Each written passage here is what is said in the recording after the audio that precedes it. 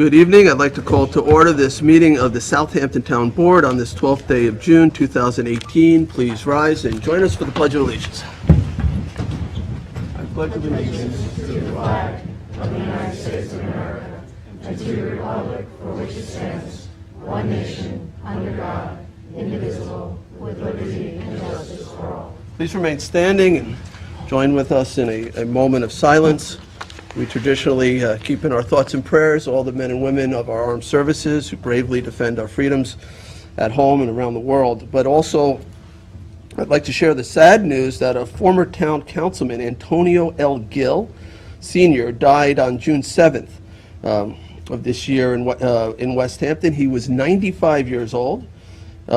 Besides being a longtime councilman, 12 years on the Southampton Town Board, 1978 to 1990, before term limits, I guess, but also served our nation as a vet.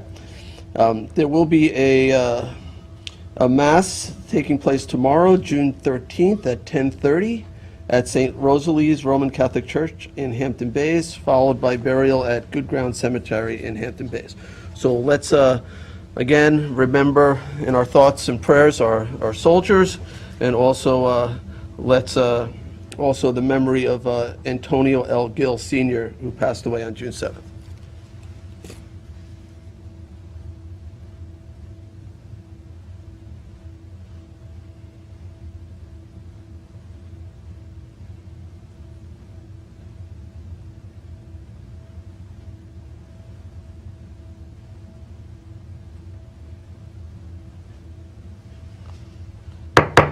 Please be seated.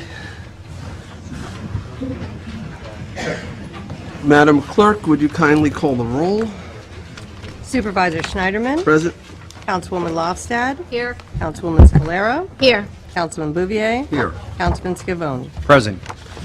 All right. So before we get to the business on our agenda, I want to take a moment out to recognize an individual for an outstanding record of service, 37 years to the town of Southampton.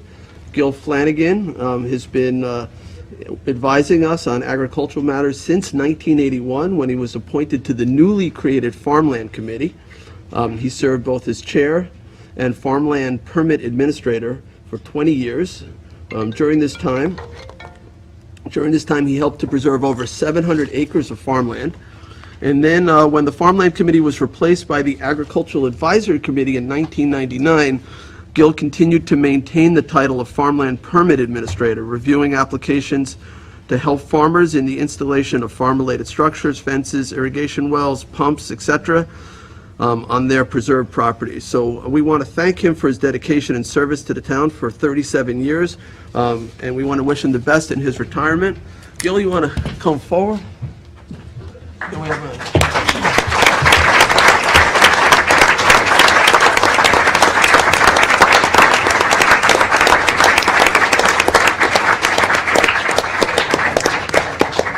I have a proclamation signed by all 5 of us, and on behalf of the town, we are very grateful to have had your volunteerism for 37 years. You've done a phenomenal job, and we appreciate it, and the town is forever better because of your service. So thank you.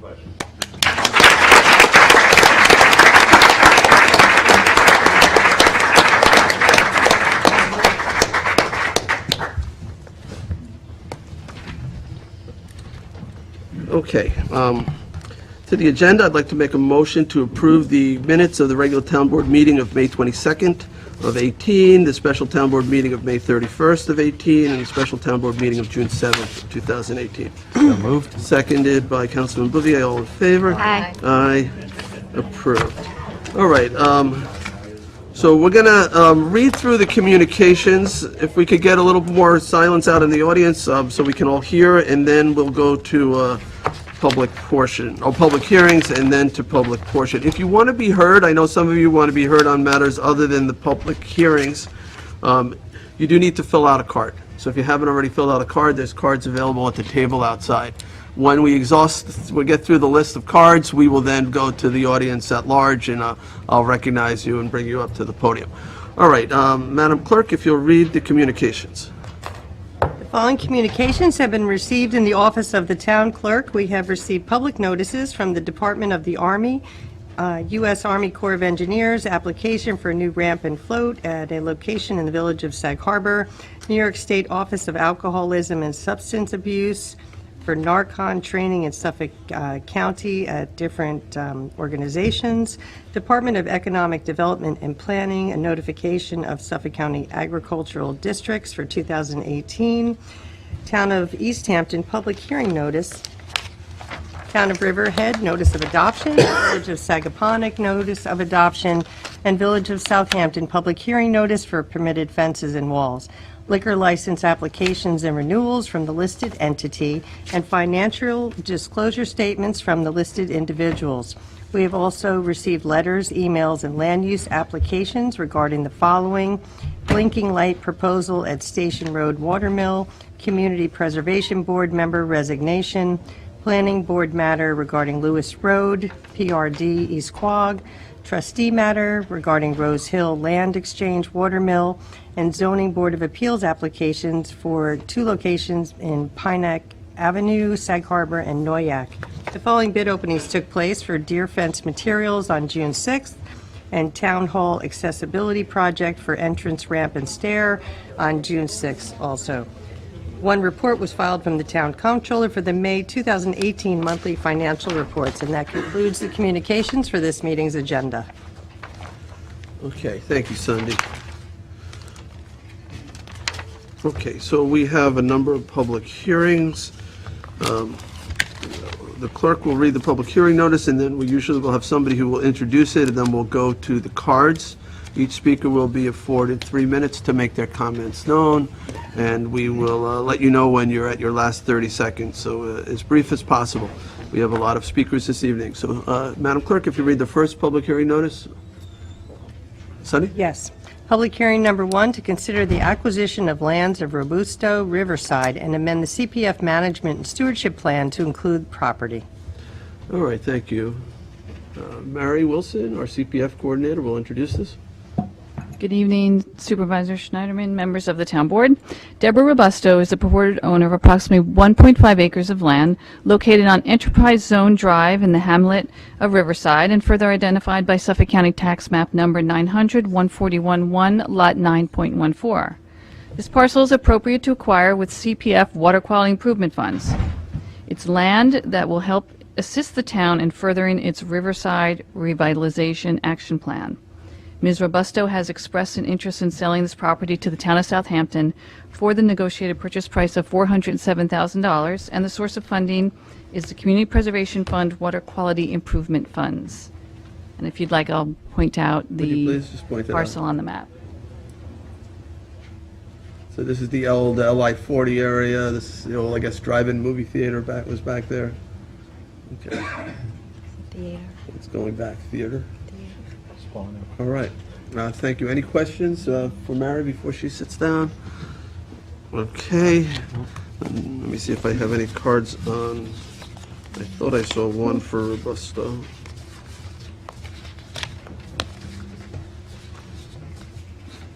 Yes, I do have at least one. Okay. Is Christopher Clapp present? My apologies, Mr. Supervisor. That should be for number 6, not Number 6. It says Robusto on it. It's Mary's fault. Hey! That one as well. All right. Is there anyone who wishes to be heard on this potential acquisition?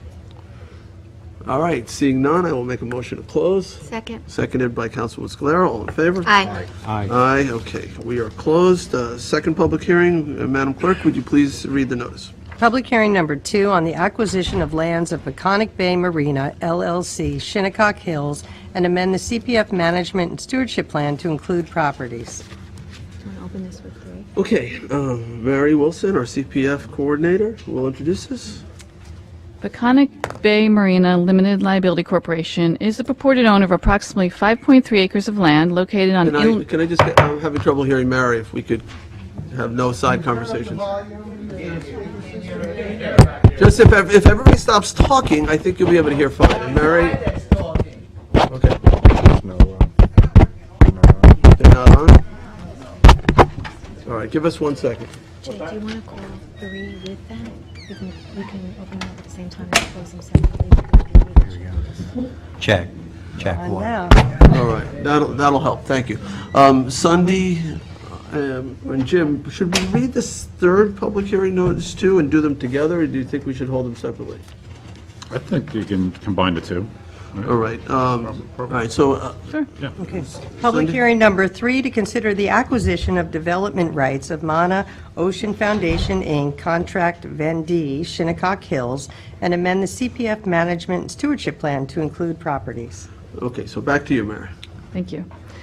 Peconic Bay Marina Limited Liability Corporation is the purported owner of approximately 5.3 acres of land located on Inlet Road West in the hamlet of Shinnecock Hills, and further identified as part of Suffolk County Tax Map Number 900-176-1, Lot 50, and part of Suffolk County Tax Map Number 900-176-2, Lot 1.3. Lot 50 is designated in the Wetland Target Preservation Area of the CPF project plan as an appropriate site for preservation. Lot 1.3 is appropriate to add to this target area, and both lots are appropriate to add to the farmland target preservation area with an intent to foster aquaculture and allowable agricultural use, as well as it's appropriate to add these parcels to the Village, Hamlet Green, Parks, Recreation, Open Space, target preservation area of the CPF project plan to allow those uses as well. Approximately 1.5 acres of the Lot 50 portion is designated for future water quality use and will be funded with the 20% Community Preservation Fund water quality monies, with the idea of implementing a neighborhood sewage treatment plant in that area.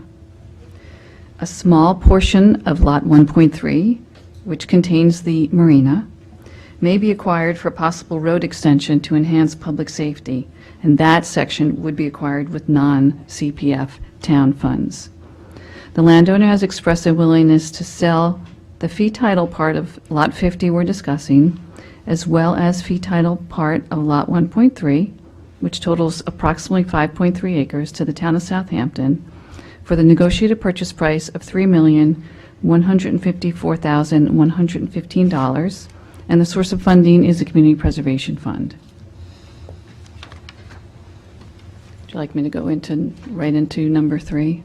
Which is directly related. Sure, well, first, if you would spin around so we can, if you could point out on the wall the property, so start maybe with the aerial. So that is the, This is Lot 50 on Right. westerly side of Inlet Road. it's largely wooded, there's, I think, 4 buildings on that piece, Small structures. small structures. And the westerly 1.5 acres is anticipated for the water quality, future use for perhaps a sewage treatment facility to service the neighborhood.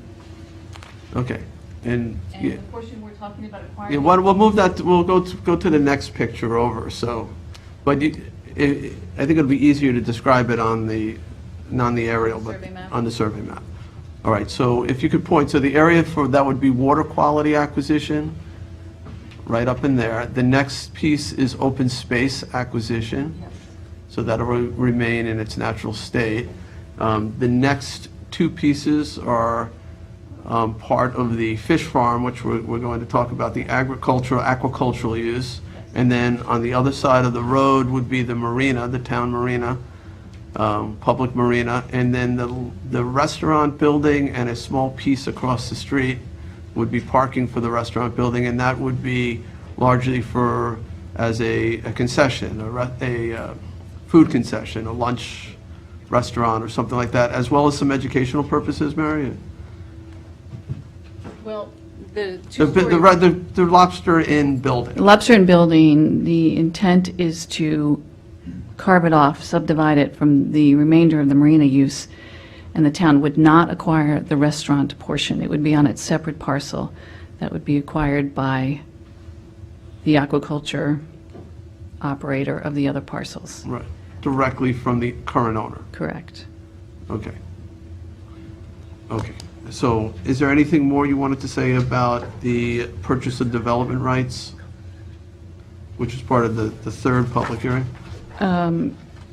Yes. The third public hearing, Mana Ocean Foundation is the purported contract vendee for the acquisition of development rights of land located on Inlet Road West and County Road 39 in the hamlet of Shinnecock Hills. Development rights would be acquired on part of Lot 50, which was discussed in the previous public hearing, as well as entirely on Lot 24. It totals approximately 4.75 acres. Lot 50, this portion we're discussing today, is indicated in the Wetlands Target Preservation Area of the CPR project plan, should also be added to the Farmland Preservation Target Area. Lot 24 should be added to the Wetlands Target Preservation Area, as well as the Farmland Target Preservation Area. Mana Ocean Foundation, as a contract vendee, is interested in selling the development rights to the town of Southampton from these areas for the negotiated purchase price of $3,016,978, and the source of funding is the Community Preservation Fund. Okay, thank you. So that would be used for agriculture, and we consider aquaculture agriculture. That's correct. We follow New York State Ag and Markets definitions of agriculture, which in fact includes aquaculture. Okay, and do you know, this property was the subject of planning board approval, site plan, I believe, and it for, I think, 25 condominium units, an additional 2 residential units, a clubhouse where the current restaurant is, as well as swimming pool and tennis facilities. That's, I think, my understanding. So that is a permitted, planning board permitted use of this entire complex of properties, these 4 properties. That's my understanding. And if you needed further identification and detail, Mr. Collins is in the So room. if the town does not move forward with this acquisition, that is the likely development of this property. Okay, Yes. all right. Any other questions from the board? Okay, so let's go, we have, to the public, I have a number of hearings, a number of cards. If people could turn off ringers, so we're not disturbed. All right. Let's see, first one is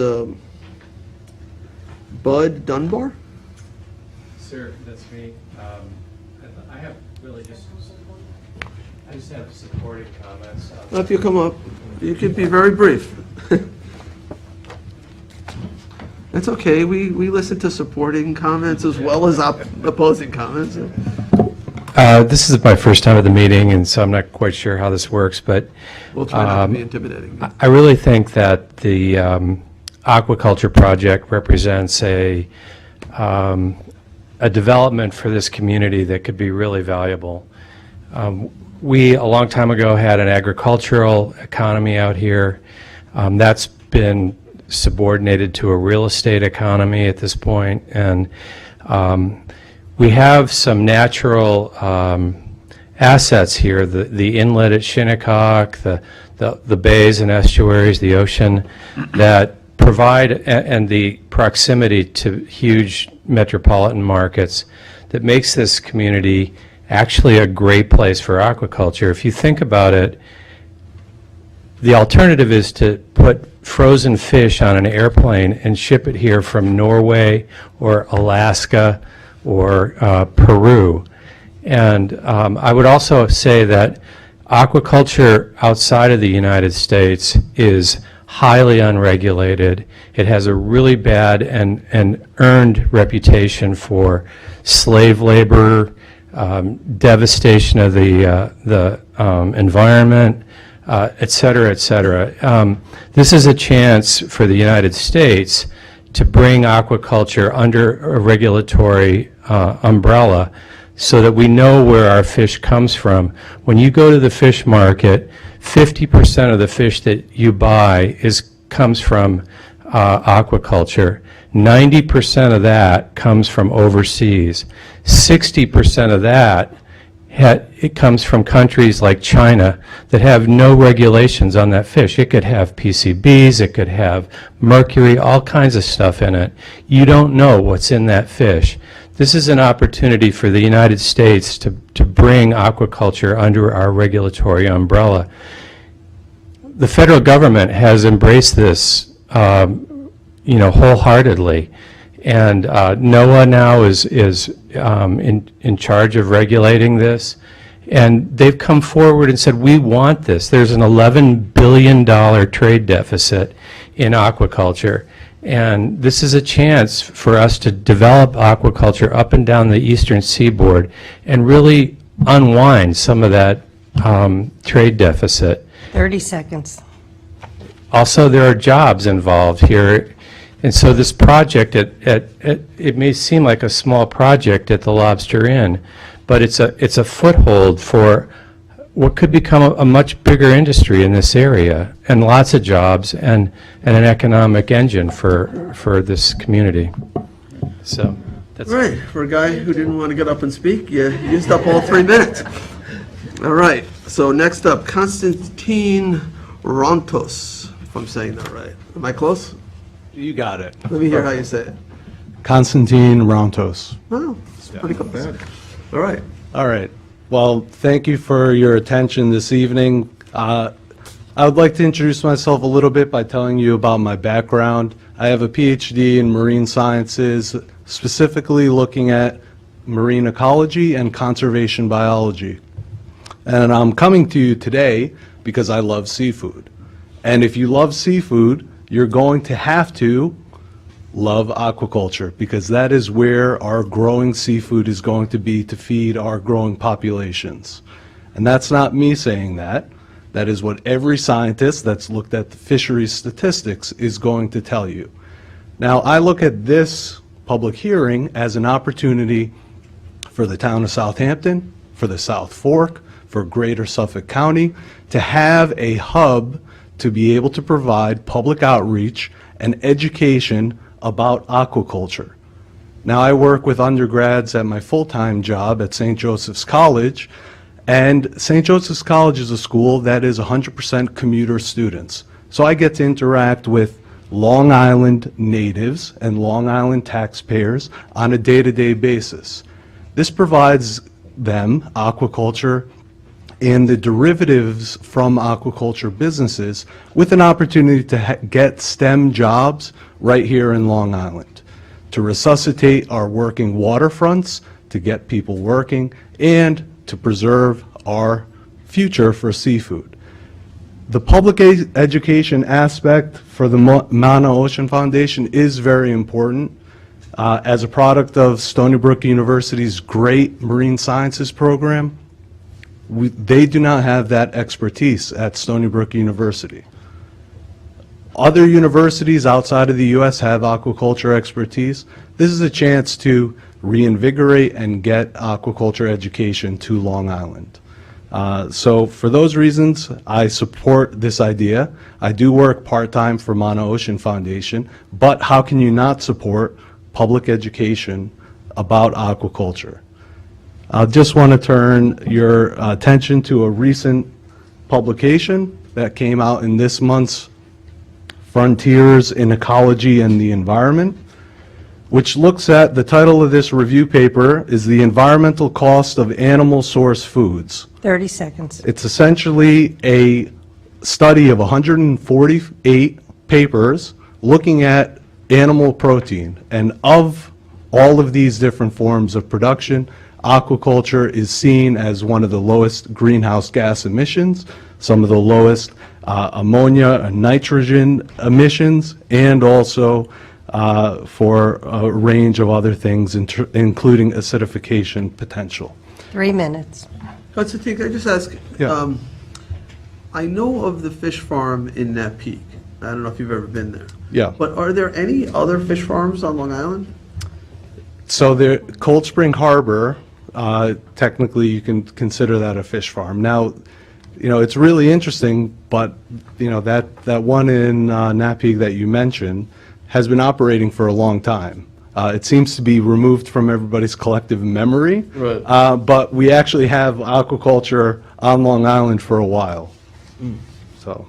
Okay, so there aren't very many facilities. That's just There- Cold there are Spring not, Harbor but- and Napeague, so this would be the third, I guess. But the important thing to also mention is that the U.S. government has been promoting, literally it's in our legislation, that NOAA's tasked with promoting aquaculture production in the United States. And aquaculture production in the United States is a very, very small sliver. So it hasn't progressed at all. So this is also an opportunity for the town of Southampton, for Suffolk County, to make their mark on U.S. aquaculture production. Okay, thank you, sir. Do you plan sorry. on inviting public school children to come and tour the Oh, absolutely. facilities? Absolutely. about- So a few things, and if you'll allow me. Common Core, for sixth graders, they can select a book called World Without Fish by Mark Kurlansky, a very nice illustrative novel about the crisis in our marine environment. In that book, there's 2 pages about aquaculture, in which aquaculture is dismissed and seen as harmful. Now, we here have maybe sixth graders. They're reading this. This is their first interpretation of what aquaculture is. Now, there is good aquaculture, and there is better aquaculture. And then there's the gold standard aquaculture, which we want to have in the U.S. So the idea here is, because we have strict regulations in the U.S., our aquaculture and the fish that we produce is going to be the gold standard. Good. It's going to be an educational facility as well. How about internships? Were you, Internships, absolutely. okay, thank you. Yeah. All right, thank you, I Council. I had one question for you. Could you just make a comparison and a distinction between aquaculture regarding shellfish and finfish? Yes. For the public's edification. Yes, absolutely. So bivalve mollusks generally are filter-feeding organisms like clams, oysters, and mussels. They're seen as extractive, productive methods, meaning that they feed on the natural phytoplankton. So they, out of all the aquaculture sources in this review paper, and this review paper confirms it, has the lowest types of emissions. And they're actually sequestering nutrients from the water column. For finfish, there's a range, and it's all dependent on where those fish are on the trophic level.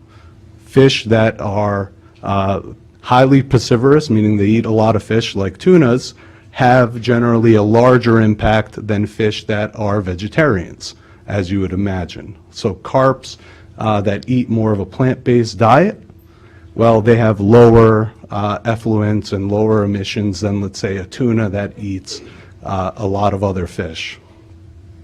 So there's a range. Yeah, and thank you for that. I was thinking more about the economies that are supported in the United States, the 2 different types of aquaculture. You as a scientist, not an economist. Well, I'm scientist. Well, so I can tell you a little bit about the food being produced. Generally, your higher trophic level organisms get higher values at the market. So your tunas are going to be more highly desired than your carp, which we generally do not eat here in the U.S. But it is highly consumed in China.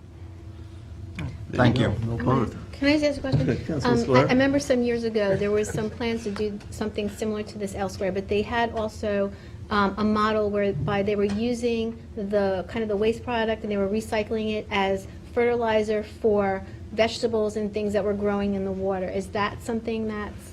Yeah, so that's something that is, the idea of integrating hydroponics with freshwater growing organisms is seen a lot, particularly in urban settings. It's generally used. So on this site, there will be freshwater aquaculture, there will be recirculating tanks, and hydroponics is anticipated to be integrated into that. And the idea with the hydroponics is that the fish waste ultimately will be incorporated into those greens that are growing there. And I think seaweed farming, too, is part of the aquaculture. Yes, exactly. Kelps are, if bivalves were good, kelps are better. Okay. Macroalgae, I guess. Macroalgae, yeah. Seaweed. Seaweeds, Yeah. exactly. All right, thank you, Constantine. You're welcome. All right, so let's move along here. Stefan Fertini? Yeah, Stephen Frattini. Steven. Yeah. So, Mr. Supervisor, members of the council, thank you for allowing me to speak. My name is Stephen Frattini. I'm a veterinarian. I'm the owner and president of the Center for Aquatic Animal Research and Management. We're located up in Dutchess County. We're a fish an invertebrate-only practice. We only work generally with seafood species. You see pet fish here and there. We're working with Mana Fish Farms contractually to do health management strategies for them. That's health planning, disease diagnostics, development of biosafety and biosecurity programs for the farm, or any place where they'll be keeping animals either educationally or for production purposes. We work with fish, shellfish, and we'll also work with the shrimps. We also work with welfare too. We're trying to start tackling welfare issues in the space around cultured species. So that's something that we're bringing to the table in conjunction with this project. But what I really wanted to talk about today with you is something that you've heard the other two speakers talk about, which is the coastal community revitalization, the education and outreach opportunities that exist here on Long Island. It's definitely an area that we're trying to do more work because we see it as being a great opportunity to put coastal United States back to work, doing things that the people of the island and other coastal communities have a deep connection with. We're looking to help farms like this. We're looking to help fishermen. We're looking to help people develop food products from the sea. We focus on integrated seafood science, from the production of the actual animal or the capture of the animal all the way through from processing, wholesaling, retailing, and ultimately what the consumer wants. So we want to see seafood in the United States, seafood in New York, and seafood in Long Island become competitive throughout the country and throughout the world. And we think that projects like this are going to be touchstones for the development of these regional seafood economies. We're only a stone's throw away from one of the largest seafood consuming centers on the planet in New York City, and yet a lot of the farmers and fishermen out here have trouble getting their products out. And one of the things that we're focused on, also with the Mana Ocean Foundation and with Mana Fish Farms, is culinary market expansion, getting chefs, restaurateurs, people in front of these products, letting them understand that the work that's going on out here in Long Island, out east, is good work and it's quality work that they can bring to their restaurants. 30 seconds.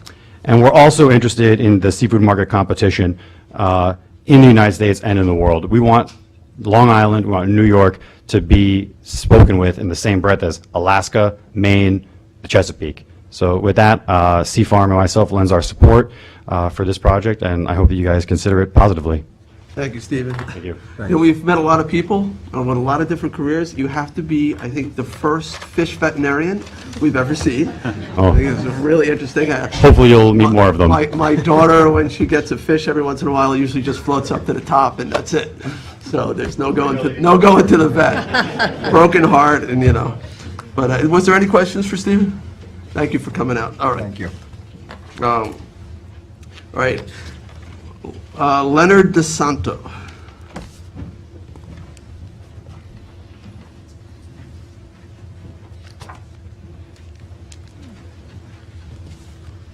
Thank you, Mr. Supervisor and the board. Pretty much everything I would have spoken about has been spoken already by the previous speakers. One of the things I just wanted to throw my support behind this project, because I've been a little bit involved in some of the technical aspects of it and some of the future things that they're looking at as like the education centers for children, for Sea Scouts, for all kinds of other venues to also learn about the aqua farming. And as it was brought up before, most of our seafood that we consume in the United States comes from overseas.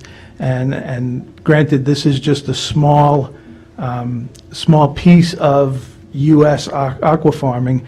It has to start someplace in the United States. There's no finfish farming on the entire east coast of the United States.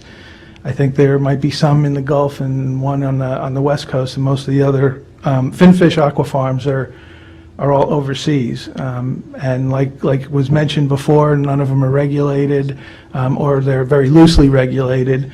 I know that at the Mana Ocean Foundation, the Mana Fish Farms, also are very interested in the ecology, the economy, what types of species are grown here. So I just wanted to mention those type things, that it has to start somewhere, and we used to be a big seafood industry, fishing industry, along with agriculture, and agriculture has faded away along with the seafood industry and the fishing and the baymen. So really, that's all I had to say that hadn't been said before. Okay, thank you, Len. Any questions? All right. Thank you. All right, Donald Lanzetta.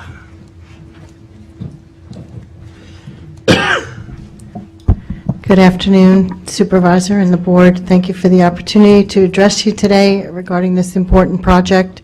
My name is Donna Lanzetta. I am the CEO and founder of Mana Fish Farms, and I am also founder and board member of the Mana Ocean Foundation. Just like to give a little background about the entities and what we've been doing with Mana Fish Farms. Mana Fish Farms was formed in 2013 and filed for permits in 2017, seeking an offshore site to farm fish 8 miles out of Shinnecock Ocean, and our permits are currently pending. We are working out details regarding an alternative site analysis, which was just completed yesterday by NOAA, and I'm very excited to be scheduling hearings to share that with everyone regarding the offshore project. In the meantime, we've been working to develop our land-based facilities, and also we have noticed that some important statistics. Today in the United States, we are importing 91% of our seafood, and 60% of that is coming from China, and only 1% of it is even inspected. These are statistics.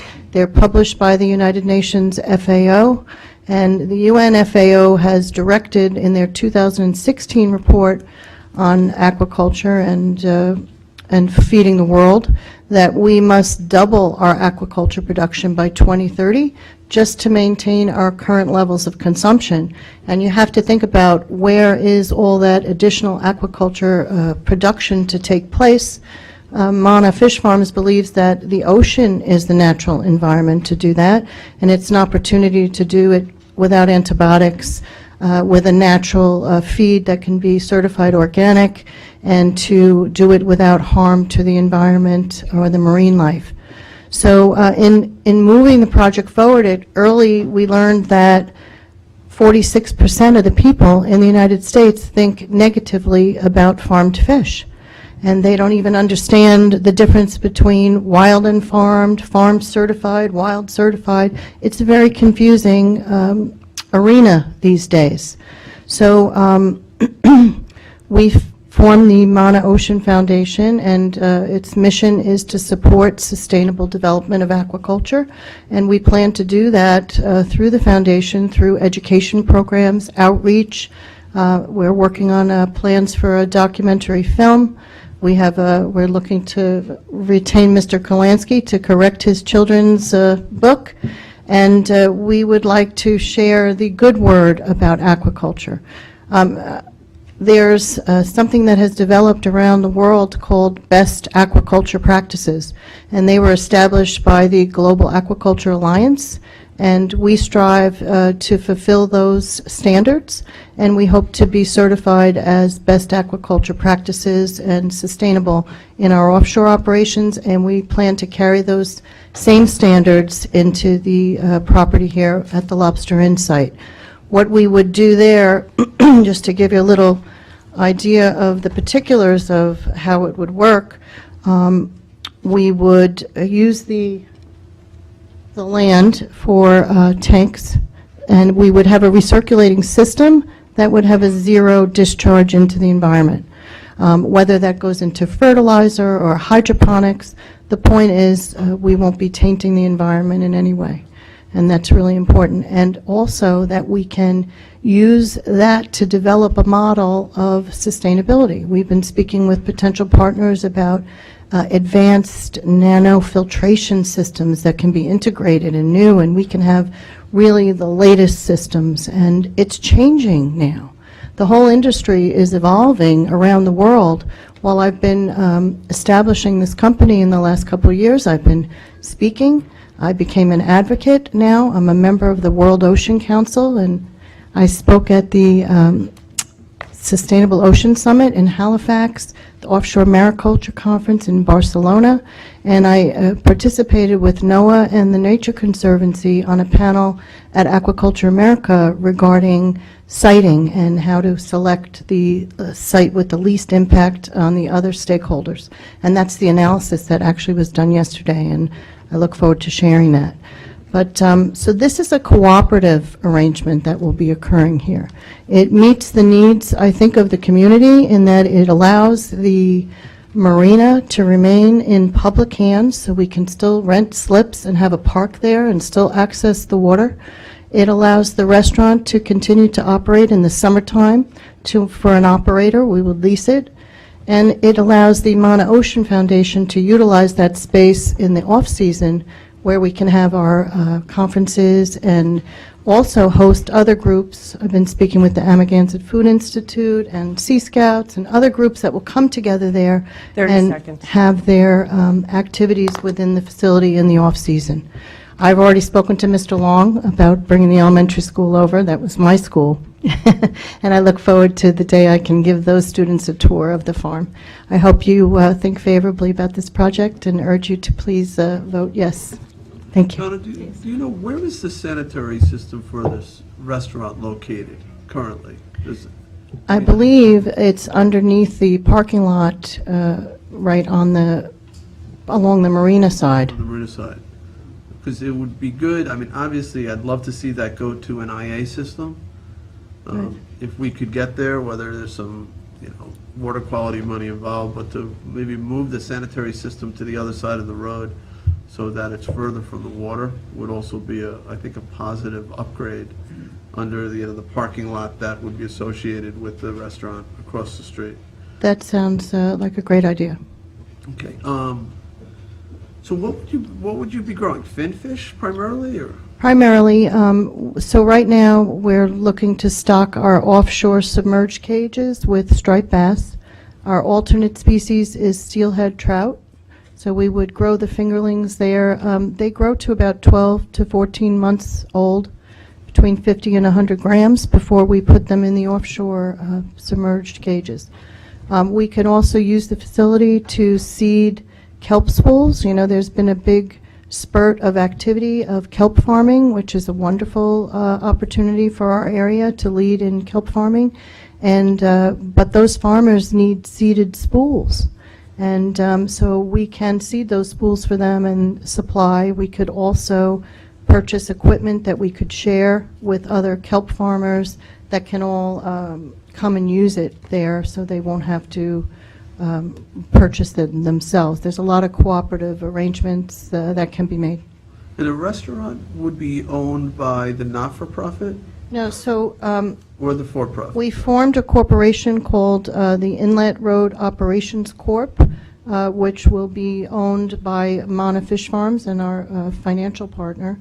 That entity would lease the restaurant out to an operator in the summer and lease the restaurant out to Mana Ocean Foundation for $1 in the wintertime.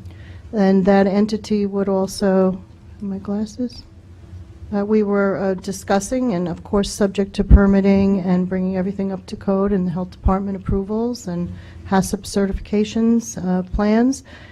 We would like to consider a small market in there that would feature local seafood, our product plus local products. And then the entity, Inlet Road Operations Corp., would lease the land to Mana Fish Farms for the fish farm, and there would be a cooperative arrangement where the tours would be allowed back and forth. It's the property has to operate together. Right. You'll have to go through a separate approval process for a fish market. I think I'm going to guess it's residentially zoned in there. I could be wrong. Yes. There's probably the restaurant uses likely a non-conforming use, but it's protected grandfathered use. Right. And there is currently, I believe, 236 seats in that restaurant. God bless you. 236 seats in the restaurant, and we were looking to reduce that down to 100. 100, all right, from 236 to 100. So Yeah. a So it would be minimal. much smaller restaurant. Okay. I mean, I do think we need places particularly to sit overlooking a beautiful, like the water, waterfront dining, but the lunchtime, I don't know if you're planning on doing a dinner thing, but, just place to go for lunch would be nice. Yeah, we were thinking lunch and dinner, certainly in the summer, and then events in the wintertime. Okay. Any questions for Donna? Yeah, Councilwoman Lofstad. Hi. Hi. Did you purchase the restaurant? We are in contract to purchase the restaurant. Okay. Everything would happen together in on one day. So you're a contract vendee. We're a contract vendee for $843,000. Okay, and just Some change. one other quick question about some of the permitting. I have been following up with NOAA and DEC and Army Corps of Engineers and Department of State, and as far as I can tell, that there are no permits yet for any of this that you're planning on doing, so I'm not quite sure what you're going to do in the meantime. Oh, so those are our offshore permits, which, yes, they have not issued yet. They are pending. Or the inshore permit, either. Right. So everything, as we discussed, would be subject to securing any requisite permits. Of course, we would apply for them. It's not anything we can apply for until we have title to the property and rights to do so. So we would pursue all of that within the DEC requirements and other things that we would need to do. We're ready to do that. There's a house on the property. Yes, it's on the farmland. So if it's not torn down, it can, if it's going to be in a residential use, it can, and you know this, but I'm stating it for the public, it can only be used to house someone connected with the agricultural use, Right. like a farm manager kind of thing. We understand that. Also, we understand that it can be used for interns, for students, and students who are working or studying at the farm. And right now, we do have 2 interns, one from Cornell and one from University of New Hampshire. So not that they have housing, so they don't need it. But I did bring in to meet Councilman Bouvier and Councilwoman Lofsted, Mike Meeker, who's our farm manager, who is coming down from Canada. So we had that meeting. He has 37 years' experience. He's built hatcheries in abandoned mine shafts, over 11 of them, not all in the mine shaft, but and he's the only organic certified rainbow trout farmer in North America, because we have no organic standards here in the United States, and that's something else the Mauna Ocean Foundation is going to work on. Okay. Other questions? Councilman You Scavone? mentioned steelhead trout. Is that an indigenous species? Yes, it is. It's considered indigenous everywhere, and it's an interesting option for us here because the commercial fishermen don't fish for it. So it really very much, or target it specifically, so it would have potential minimal impact or conflict. I've never heard of us catching one. I was Okay. surprised myself. I've never caught one. All right, thank you, Donna. Thank you. All right, Vandana Sharma? Vandana Sharma. Yeah, I'm just here to... You'll have to speak. We won't be able to record your talking until you get to the microphone. You can be brief, it's okay. The illustrious people who have gone before me had far better things to say, but good evening, ladies and gentlemen. My name is Vandana Sharma, and I've come here today to support the very worthy cause of the collaborative development of the lobster inn property in the town of Southampton.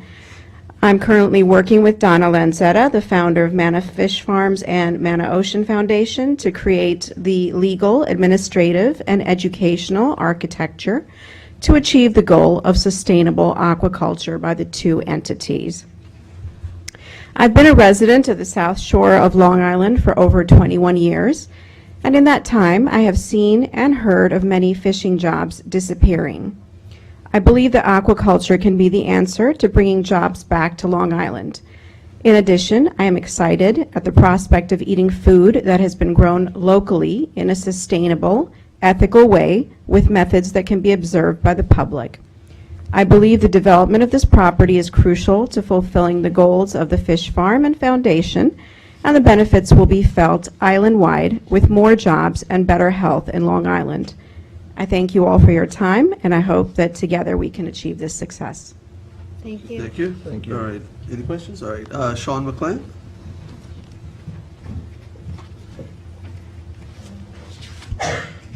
Supervisor, Board, thank you for hearing me today. I am not a fish farmer nor a scientist. I am, as you know, a real estate developer involved in the redevelopment of Riverside. And I have a lot of respect for everybody who's spoken today on the merits of fish farming, but I want to redirect everybody to what this really represents and how many cool parts of this there really are. This is a public-private partnership with two parts of CPF, the town, and a public funding agent that is doing several different things. One, sewering an area that desperately needs sewers, preserving farmland, preserving open space, increasing the public's access to the waterfront from removing the rights to build the private club that was going to replace the restaurant, resurrecting a valuable waterfront restaurant, enhancing the public's access to it, preserving a public or creating a public marina, further enhancing the public's access to the waterfront, and partnering with a unique, innovative, for-profit entity that wants to try something new and has to go through every permitting, DEC, site plan, planning board, everybody to get their permits, but they're willing to put their money at risk. I can't believe I'm nervous. I don't get nervous in front of 3 million square foot projects. I'm nervous now. But I think this is so important. It's one of the coolest CPF projects that I've seen proposed in the town since the creation of the CPF. I'm a resident here. I'm a huge proponent of this. This is the way CPF can be used to enhance all aspects of the important waterfront access, preservation, aquifer protection, surface water protection. This is the way it needs to be done. And the best of luck to all these guys on the fish farm. And I'm a minuscule little investor in the fish farm, but this is the right way to address preservation, development, economic development, and the increasing of new industries in the Hamptons that take advantage of our history and the cultural aspects that have traditionally enhanced this place.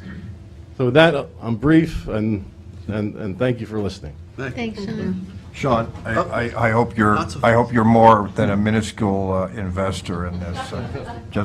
But I also wanted to say that, you know, just for the public, we have a lot of aquaculture for shellfish. There are many leases that exist. It's a priority of both the state, the county, and certainly for us here. So this is a new type of endeavor. I'm excited to see how it goes. And I appreciate your words very much. I do think this could be a model of something very good.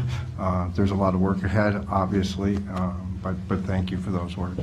Thank you. And all of us want to see it done right. Right? The seeker process to go through here with the site plan approval and going through the planning department and everything that has to happen is robust. And it is substantial, and the DEC permitting and the rest of it.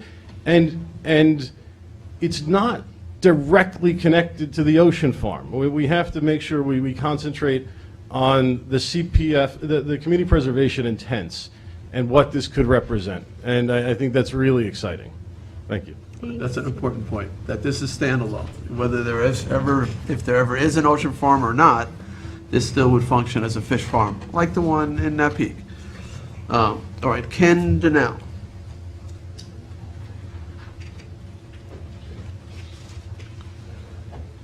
Good evening. My name's Ken Deneau. I live on Inlet Road West. The previous gentleman made some good points as far as bringing this back. I want to bring it back to my neighborhood, right? Because all I've been hearing so far is really company-related aqua farming, which I'm not against. I'm a vegetarian, so I don't eat it, but I'm not. You can eat the seaweed. Sorry? You can eat the seaweed, right? Yes, seaweed I'm good with. So my concern, well, one, I really came here to support the project. I think it's great all around. Inlet Road, both west and east, are completely built out. This, I think, is the only parcel that's left that's actually not built up at all. And the water there, the creek that comes in, Cold Spring Pond, all sensitive, all sometimes polluted with too much nitrogen going into it. It's all cesspools along both those areas. So anything that's going to be positive for that water area, because it is such a beautiful area, there's plenty of mussels and scallops and clams. And kayaking back there is beautiful, birds. So the whole area is really nice. So anything that's going to be positive for the water and the marine life is a great thing, and I'm all in support. However, I got to tell you, all the talk about the aqua farming just scared me, because I've heard bad things about it, so maybe we can clear that up. But if there's not a lot of regulations for aqua farming right now through NOAA or DEC or whoever, whatever agency, I ask you guys to make sure that there's not going to be any chemicals being used and leaching out into the creek. They mentioned, what was it, a couple of other items, but so that scares me. I don't want to see more nitrogen going into the water. I don't want to see chemicals going into the water. I want it to be a good thing for the water. So I know 24 condos to me was not a good thing, even if it was a sewage processing plant, right? So this is, to me, is the positive part of it, is that the aqua farm is separate to me. It's what are we doing to preserve our waters? And having 24 condos on an already overbuilt area, is that a good thing, or is the park a better thing? And so, to me, I'm in full support. I just ask you, please be careful with the aqua farm, because I don't want to see bad things happening. I don't want to see it to become a negative on the water. Okay. And thank you. I just wanted to comment, because we all on this board share those concerns as well. So it really is in the front of all our discussions and everything that we're talking about. But I do have some good news for you. We're looking at cesspool legislation in part of our CPF water quality with our IA systems. So that's coming down the pike too. So our biggest directive and our biggest conversations that we've had is exactly those issues, and they're forefront in all of our minds. I just wanted to assure you of that. Yeah, appreciate that. Sure. Thanks. All right, thank you, Ken. Valentina Capozzoli Hadland. Yes, hi. Did I do all right with that? You did great. Nice. Thank you, Mr. Supervisor and the board. I'm happy to be here. I'm a director of Mono Ocean Foundation. I'm also a registered nurse. I grew up on Shinnecock Bay. I had the wonderful privilege of growing up out here and remembering clams and scallops in great abundance and eelgrass in great abundance. My dad was a bridge tender. He was also a fisherman. He was also a diver. And my heart is here. And that's why this is so very important to me. And the fact that we can work together with local government and create something that's outstanding in the United States, to me, is a remarkable opportunity. I had the pleasure of attending conferences up in New Brunswick, Canada, and it's embarrassing to know that the United States is not even on the map when it comes to aquaculture. So when Donna brought this to my attention, I thought, there's nothing better than to bring the town of Southampton on the map and let them know that this is one of the most beautiful places on earth, and I think it's perfectly suited for growing not only finfish, but also for bivalves and aquaculture with oysters and clams, etc. The beauty of a multi-trophic system allows us to grow not just fish, but it all feeds the same thing. The fish poop feeds the clams and the oysters and the lobsters. We can have a regeneration of natural wildlife in addition to the fish farm that we have. There will bring more fish and more natural habitat back to the area, back to Shinnecock, back to the inlet, back to the bays. So it's a win-win for everybody. As far as the wonderful lobster and property, that's been there for as long as I can remember. And to see it into something that's positive and not looking run down like the Canoe Place Inn is wonderful. And the fact that we could bring our children into, to be educated and to be leaders for this industry is just kind of remarkable. And I support it. And to address the gentleman before me with his health concerns, we are going to set the standard with the federal government. They're going to require us to set the standards. And as mothers and as a health practitioner, I want nothing more than perfection when it comes to this. And that's going to be one of my first endeavors as a director for Mono Ocean Foundation. So thank you very much. Thank you, Valentina. Thank you. All right, Elizabeth Kramer Ernst. Hello. I'm Elizabeth Kramer Ernst. Thank you for having me here tonight. I'm a nurse practitioner, and I do pediatrics. I see some friendly faces in the audience. I was asked to come and speak on behalf of Mana from my perspective as a child advocate and to talk about some of the educational opportunities that Mana will be able to provide for the area. But most importantly, I think one of our best resources are our people, and we probably all live here because we love the beach and to be outdoors. My daughter's a fourth-generation Long Island beach bum, but I think it's important to not only educate kids about their environment, but also it's important to create economic opportunity to keep them here. I am the only person left in my family of 7 who stayed on Long Island because of economic opportunities. I don't want to see, our kids continue to move off the island because they're can't afford it, or there's no opportunities. We all have kids in our teens and our 20s. We'd like to see them come back. They grew up here on the beaches, and I am married to Ernie Ernst Jr., whose father was Ernie Ernst Sr.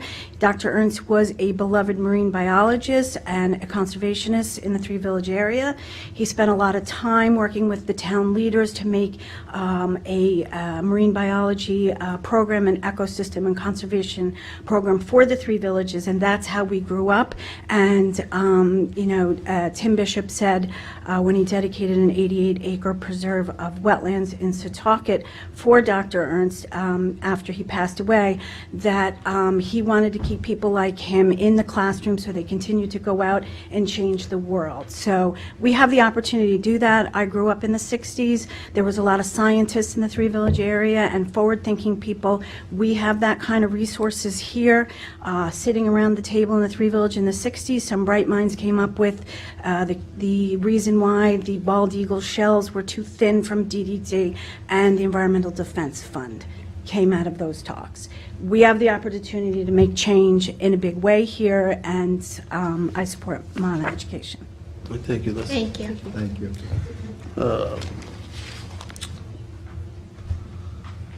Terrence McBreen.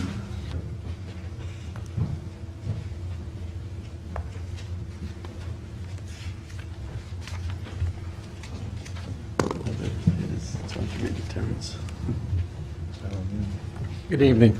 My name is Terrence McBreen. I live on Inlet Road West.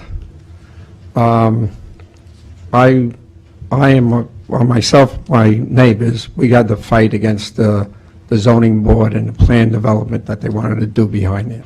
I bought the property with 4 other residents that I'm speaking for, and the back of our property is on this property. I used to keep my boat at the Lobster Inn for 41 years, and I read all about this fish farming and everything. I have no objections to it, but none of us do. But we want to know what's going to be taking place when this thing goes through, how it's going to be looked at, because we're in a residential area, and what's going to happen with that residential house. We don't want it to be a flop house for people. That's number one.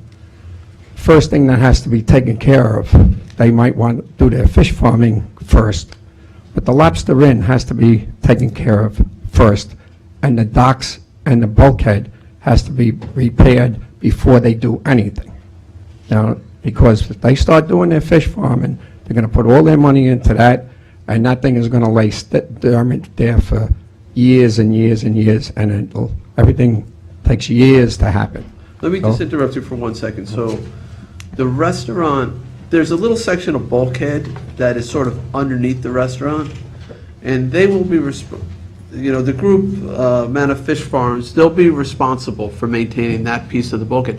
The rest of the bulkhead is all associated with what will be a town marina, and the town will be responsible for maintaining the rest of the bulkhead, not them, us. All right. So Okay, I just wanted to we clarify want- that. Before anybody goes further with this marina, with the fish farm, we want the marina fixed, because if they get the fish farm, they're not going to worry about working with us to try to get the marina fixed up. Right. The town's intention is to slip revenue from the boats at the marina. All will be used to maintain that facility.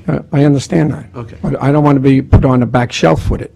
I And know. that's, because it cost me a ton of money fighting the zoning Have you board. been to Conscience Point Marina? That's a Yes. town facility. That would Yeah. be a similar Yeah, example. but it took a long time to get that thing going. It's pretty good shape right now, though. Now, Yeah. it took a long time. Okay. We don't want it to be a long time like that. That place is an absolute mess over there now. Oh, it needs work. Yeah. There's raccoons growing there, there's, what they call them, Plants inside that building, I know. yeah, there's other things in there. Can you too. point out your lots, just so I can have a visual of where you are? And you said you're speaking on the other side. This is my Alright. property. Okay. This is Cummings. This is Kathy's. And this is It's right by the house. another house. And this is the, All right. this is the private.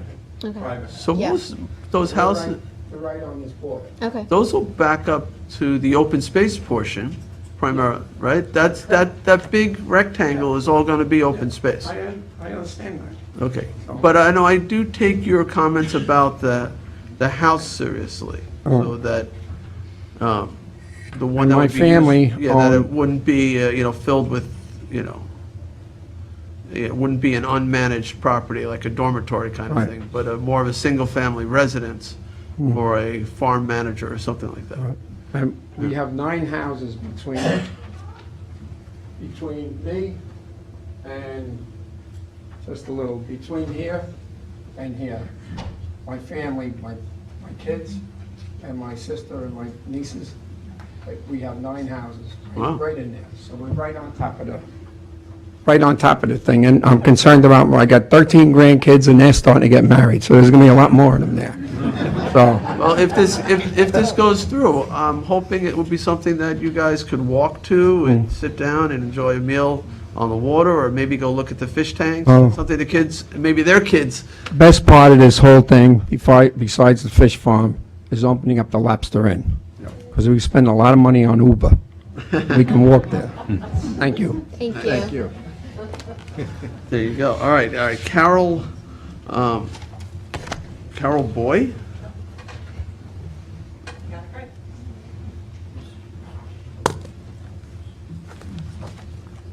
Thank you very much for the opportunity to speak. I'm here in support of the fish farm, and I come in with a slightly different take. I have a cat who wound up getting very sick, and he has IBD, stomach issues.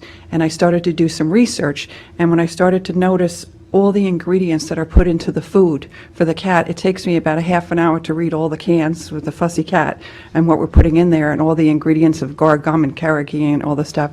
And then I started realizing our own food that we're eating as humans is just so spoiled compared to what it used to be. Everything has all kinds of crazy contaminants. So when I met with Donna, I talked to her about all the issues I'm having with my cat and all the medications I have to do and maintenance I have to do for this animal. And we started talking about humans and the diet and what we're eating in humans and the food that we have on this planet and how horrible so much of this stuff comes from. China, they put poison in toothpaste for kids and all kinds of crazy stuff. So we're eating products from countries that really don't care what they put in their food. So I'm really excited about this because I talked to Donna, and we've had many conversations about the quality of her gold standard. She's going to know exactly what is going into her fish. Nothing else. There isn't going to be gar gum and carrageenan and all kinds of weird stuff. I'm going to be able to have a product that I can eat as well as my pet that isn't going to be toxic. And we have so much toxic stuff in our world. We got to stop someplace and start thinking about what are we putting in our body, what do we put in our skin, what are we putting in our environment. We had a place in Florida, and we had to leave just because of all the chemicals. And people are not recognizing that one chemical added with another chemical makes a whole nother soup of chemicals. And I'm in support of having quality food that we can purchase. And I trust that she's going to really work with the gold standard. She's working, not just going to throw some strange food that she doesn't know to feed her fish. And that really hit home for me. So I'm definitely in support of this, and I'm looking forward to having some healthy food coming out of our environment and less chemicals all around. Thank you. So thank you. All right, and this is the last card I have on this. Heather Devonsky.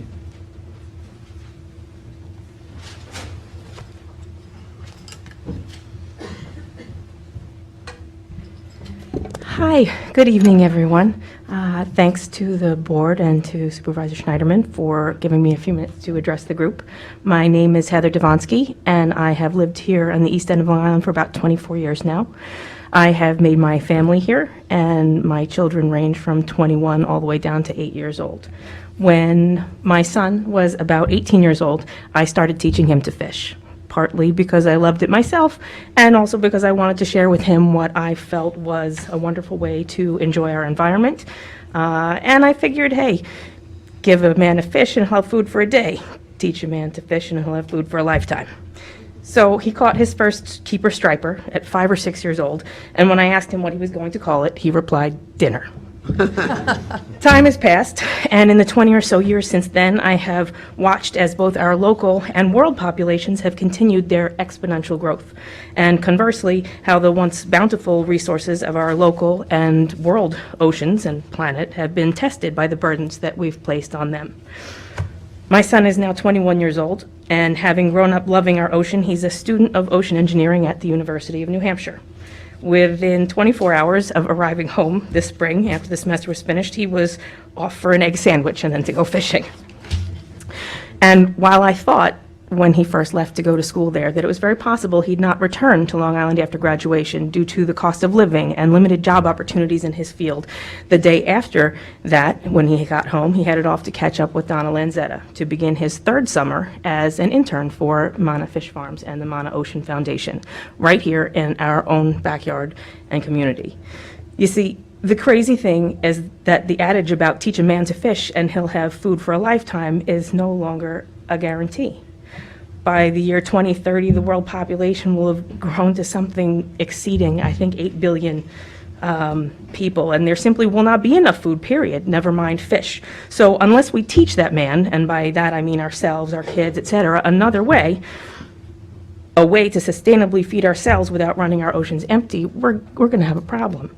Mana Ocean Foundation will support academic studies and hands-on learning opportunities for our children on the elementary level, as well as high school and college, and such limited opportunities exist for this learning at this time. Mana Ocean Foundation will work to develop curriculums for them, and at the same time, make Southampton a known resource and destination for both institutional and family learning together 30 when they're seconds. visiting here. They'll also be supported by scientists from local universities and from universities out of state. With the developments of standards for the aquaculture industry as well, and to further develop safe and sustainable practices for teaching ourselves and future generations how to work with our environment, with our community, so that we can all, locally and worldwide, take steps necessary to provide food for a lifetime. Our community will benefit tremendously from the opportunity to reap the benefits of having this educational facility here, benefit our students, our residents, and ultimately each of us through the potential economic benefits that would come from added jobs in its presence here. Of course, reviving the local Lobster Inn and the marina for residents to enjoy is important and wonderfully beneficial as well. The principle of education should be creating men and women who are capable of doing new things, not simply repeating what other generations have done. So I think that the Mana Ocean Foundation and its potential relationship with the town and the Community Preservation Fund in this property is a great step in that direction, and I do hope that the board will find in favor of this highly beneficial project.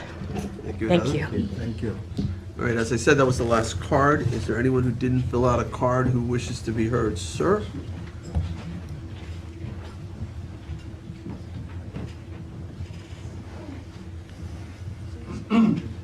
Good evening, I'm Walter Molland. I live on Cold Spring Point, up about here. And this is my 47th summer out here, now full-time resident.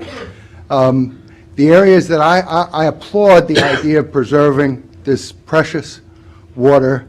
It's actually called Cold Spring Pond. And the reason it's called Cold Spring Pond was that originally it was not salt water.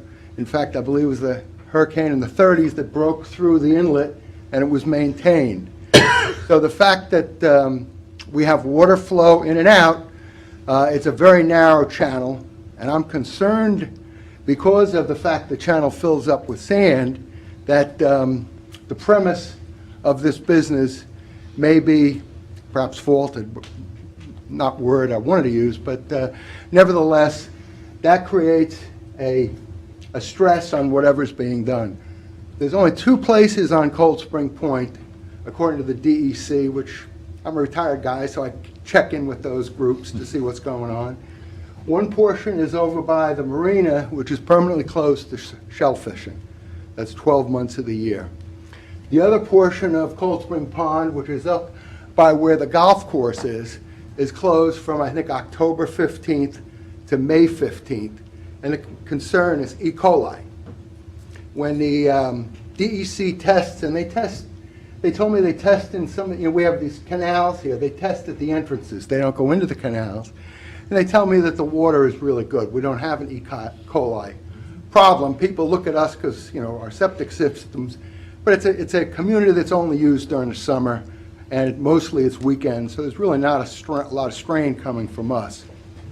At any rate, I'm concerned that this could be blocked by a nor'easter. The nor'easters that hit this year really disrupted the tidal action. We actually had 2 days where the water was almost 2 feet down because we had a wind coming out of the west really strong, which really held back the tide to Robbins Island, on the other side of Robbins Island. So these are natural events that somebody really has to take into consideration, that we could go with low water in Cold Spring Point, in the pond rather, for a protracted period. 30 seconds. The other thing which concerns me is, are we bringing in jobs, good jobs, or are we bringing people in from across the canal? The other concern is fish, like relatives, stink after 3 days. Are we going to have fish odors that are going to be wafting? We don't want to have that odor in a residential community, and I'm sure the people over here don't want it either. So I'm very concerned about the byproducts of this 3 operation. minutes. So, at any rate, I had other concerns, but I ran out of time. All right, thank you, sir. Thank you. All right, anyone else? Sir?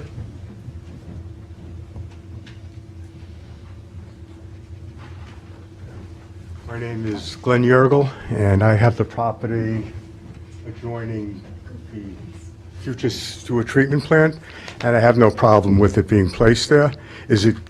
Are you definitely doing that, or is that just something that'll be coming later? So, all right, thank you. So there's no plan yet to build a sewage treatment facility there. There is, next to it to the west, there is an apartment or a former hotel, or Yes, there's a... it's mine. Oh, that's yours, okay. So the thought was basically that it could in the future provide a place to take some of this septic effluent and remove the nitrogen from it to help protect the drinking water and the surface waters. We haven't developed a plan for it other than to reserve it, to say, Okay. we're going to hold this piece of land for the future, for a facility that could hook up not just that property, but maybe some of the residential homes, so they might not have to do an individual, their own, what we call IA systems, innovative alternative systems. So maybe there could be a plant, there's all kinds of new technologies there that... Well, I they just wanted to don't- let you know, Yeah. I have no problem with it being placed Yeah. adjoining my property. No, it could actually, it could help you Yeah, well, quite a bit, yeah, in the future. Okay. Yeah, I mean, I just do want to comment, part of what our goals are is to acquire those lands under water quality funding to provide for that into the future, whether it's homeowners associations or groups where there's higher density, that you're actually doing a good thing for that. So I appreciate your comments, and, that's one of the goals that we have for our CPF water Okay, quality good. program. So that's not going to be for a long time. No, it's hard to say. It's hard to say, we would like to see the determination made by local residents as opposed to imposing something, and I think you would all agree that it might even make economic sense that if you have a lot of homes in a dense area, the cost for that, for individual IA systems, it may not be cost effective to do that. And now you have the ability to put an advanced system in there in the future, should you guys. And that plant, that facility, potentially could also be paid for with the same water quality fund. So not only the land acquired, but the capital construction costs as well, so. I just want to let you know, you're not going to have a problem Good, thank you. adjoining property. Appreciate that. You can have a seat. I don't think there's any further questions, but I did want to say one other future consideration that was mentioned early. That piece on that end for future water quality, but along the marina, along County Road 39, we're also thinking about buying, I think, is it a 50-foot buffer, Mary? Or 100-foot buffer? 50-foot, I think, right along the road, and not using Community Preservation Fund money, which is really very limited in terms of usage, just to hold it so if we ever need to create a road, there's a trustee road that comes out to County Road 39, just to provide a safe access or Yeah, I fire think that was exit. included in the plan with the pecan, with the Right. development, the townhouse. Mary, could you just point out where that is so people understand? Because I know sometimes people have a hard time getting out of their neighborhood and back into their neighborhood, and that would create an additional way to access that Another neighborhood. road, right? We're not right now planning to build a road there, and we have, the state has put in a turnaround on Sunrise Highway, which has solved some of that problem, but we thought to keep our options open, we would, buy that with a different fund. That would be a good idea, because everybody now has to go all the Right, way goes all back, the way to around, kind of yeah. come up, come around, and, to go east. Right. So once they closed, when they took down that light. Right. So that created some problem, not overwhelming, but. Okay? All right, So- thank you. This, Thank you very much. Donna, can you respond at all relative to any odors that may or may not happen as a result of operations? Thank you for the The opportunity. potential overuse of the house, too, if you could address that, too. Okay, my pleasure. So our farm manager, who would be coming in right now to live in the house, is a married grandfather. So he would be traveling alone and no kids. I don't anticipate heavy use there. It would just be visiting scientists that come in to work there that might, it's a two-bedroom, two-bath home. It's set aside and private, but you can see it from the road. There will be we'll be there every day watching, so it's not going to be any kind of party or group house or anything like that. We won't be renting it out at all. There'll be no income from that. It will be just operate as part of the farm. Regarding just some of the neighbors, I'd just like to reassure you that our system will be a zero discharge system. That means we're not releasing anything into the environment, and that's really important. Also, we'll be doing no processing on the property. So when you think of smells and odors, a lot of that comes when you cut up the fish. Our fish will be underwater, so really there might be some smell, but it's not that heavy fish process smell that you might think of. The other thing I would also say is that the trade deficit in the United States is worth $14 billion of trade deficit we're looking to reduce. And I would also say that this seafood that we would be growing is not in lieu of our wonderful wild seafood. This is in addition to. It's just another wonderful product that we can offer to our local community. And our intention is to distribute it nearby and closer and then further out, and then whatever's left will go to Fulton. So pretty much. If you ever do get the fish market you spoke of, I imagine that local fisherwomen will be able to bring their fish there? Absolutely, and it would be all of our product and local seafood. Okay. All right, thank you, Don. Thank you. So is there anyone else who didn't fill out a card who wanted to be heard?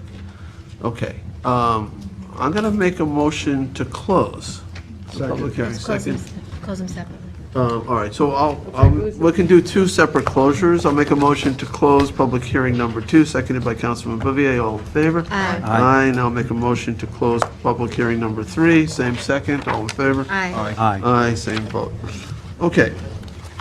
Madam Clerk, if you'll read the 4th public hearing notice. Public hearing number 4, to consider amending Town Code, Chapter 23, Code of Ethics, to require disclosure forms in connection with town applications. Okay, before we present this, Richard, I know a lot of people were here for the Lobster Inn. If you're welcome to stay. It's entertaining. If you want to leave, if you would do so quietly, I'll hold off for about 10 seconds, 30 seconds to let you exit gracefully.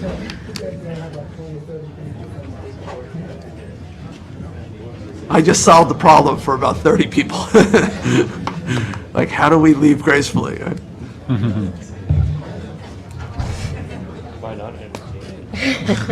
It's something you said. He hasn't said anything. He has a way of clearing a room. He hasn't had a chance to offend anybody, so. Oh, are we good? All right.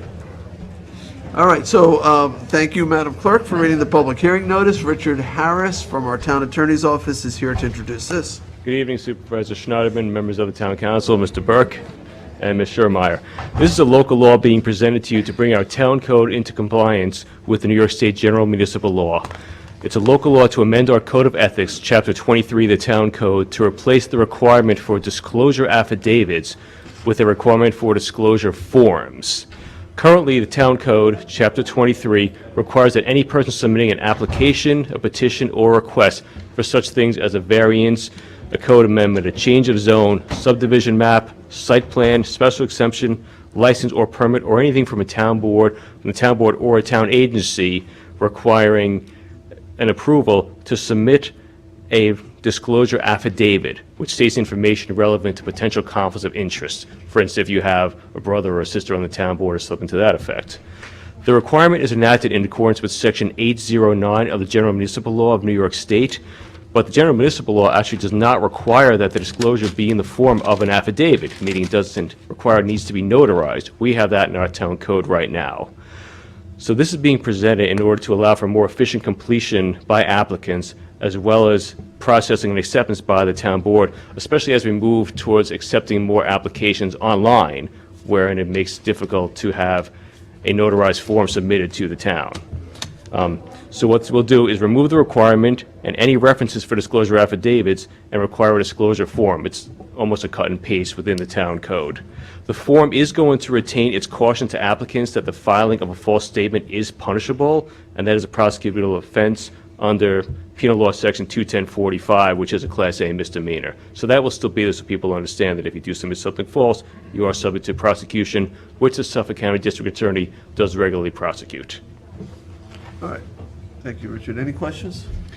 Yeah, Mr. Harris, in your opinion, does this streamline the application process, the various application processes in the town? It definitely will. That's the intent behind this. Okay, thank you. Okay, I don't have any cards for this. Is there anyone who wishes to be heard on this hearing, just this hearing? All right, seeing none, I'll make a motion to close. Second. Seconded by Councilwoman Scalera. All in favor? Aye. Aye. Aye. All right, Madam Clerk, number 5. Public hearing number 5, to consider amending Town Code, Chapter 162, filming, to exempt from the filming permit requirement shoots involving 25 or fewer individuals. Mr. Harris? Thank you once again, Ms. Schurmeyer. This is a local law being presented to you in response to a request from members of the community engaged in the business of commercial shooting of small-scale photography. The local law will amend our filming chapter, Chapter 162 of the Town Code, to allow small-scale film or photography shoots without the need for a permit from the town. Currently, Chapter 162 of the Town Code requires submission of an application for a permit prior to engaging the activity of, and I'm reading right from the code, filming or photographing a commercial, movie, documentary, television program, catalog, or magazine layout, or any other presentation for commercial or educational purposes. What this does is allow the Chief Fire Marshal and our Chief of Police to assess the potential impacts upon the town as far as health, safety, and welfare of the public, and to make sure that adequate arrangements are made to avoid any issues, which includes controlling traffic, parking, noise, light, refuse, emergency plans, and other impacts. The code currently has an exemption from this permitting requirement, which if 3 criteria are met, you will not need a permit. Then those criteria are: if you have 12 or fewer individuals constituting the entire cast and crew of the film or photography session, that the filming or photography takes place for no more than 3 days, and that it does not obstruct a public roadway or sidewalk or any town property or facility.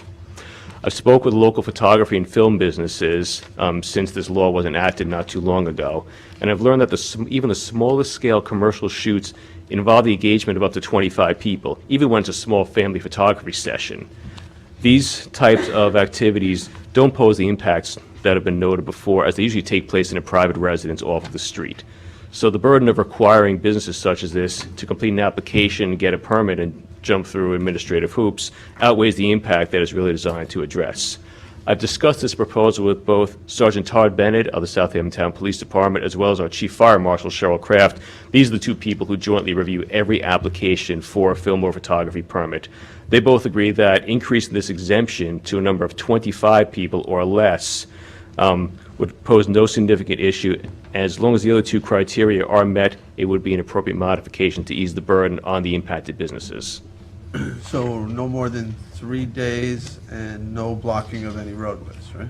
Yes, and But up to 25 people. 25 or fewer people, correct. It was an unintended consequence that a lot of these other filming, production, kind of print ads and such were caught up in the net, piggybacking on our prior hearing, unintended for them to get hurt by this legislation, and we worked it out so that 25 seemed a reasonable number, and they were able to continue to do the work that they were doing, and we were able to still make sure that the quiet enjoyment of residences surrounding that were fine too. So it was a number that we came up with that they were all happy with. Okay. All right, thank you. Any other questions for Mr. Harris? Sounds like a reasonable accommodation to me. So, all right. Anyone else who wishes to be heard on this amendment? All right, seeing none, what's your pleasure? Want to close? I'd like to close unless they wanted to speak. I know they put cards in. Oh, you did? Janice, yeah. Oh, I'm sorry. Come on up. I think it was a yellow one. Thank you, Supervisor and the Board. As you know, we've been discussing this for well over a year. I'm Jenny Landy Productions, and Holly Lee of Lee Productions, competing local production companies, but friends now.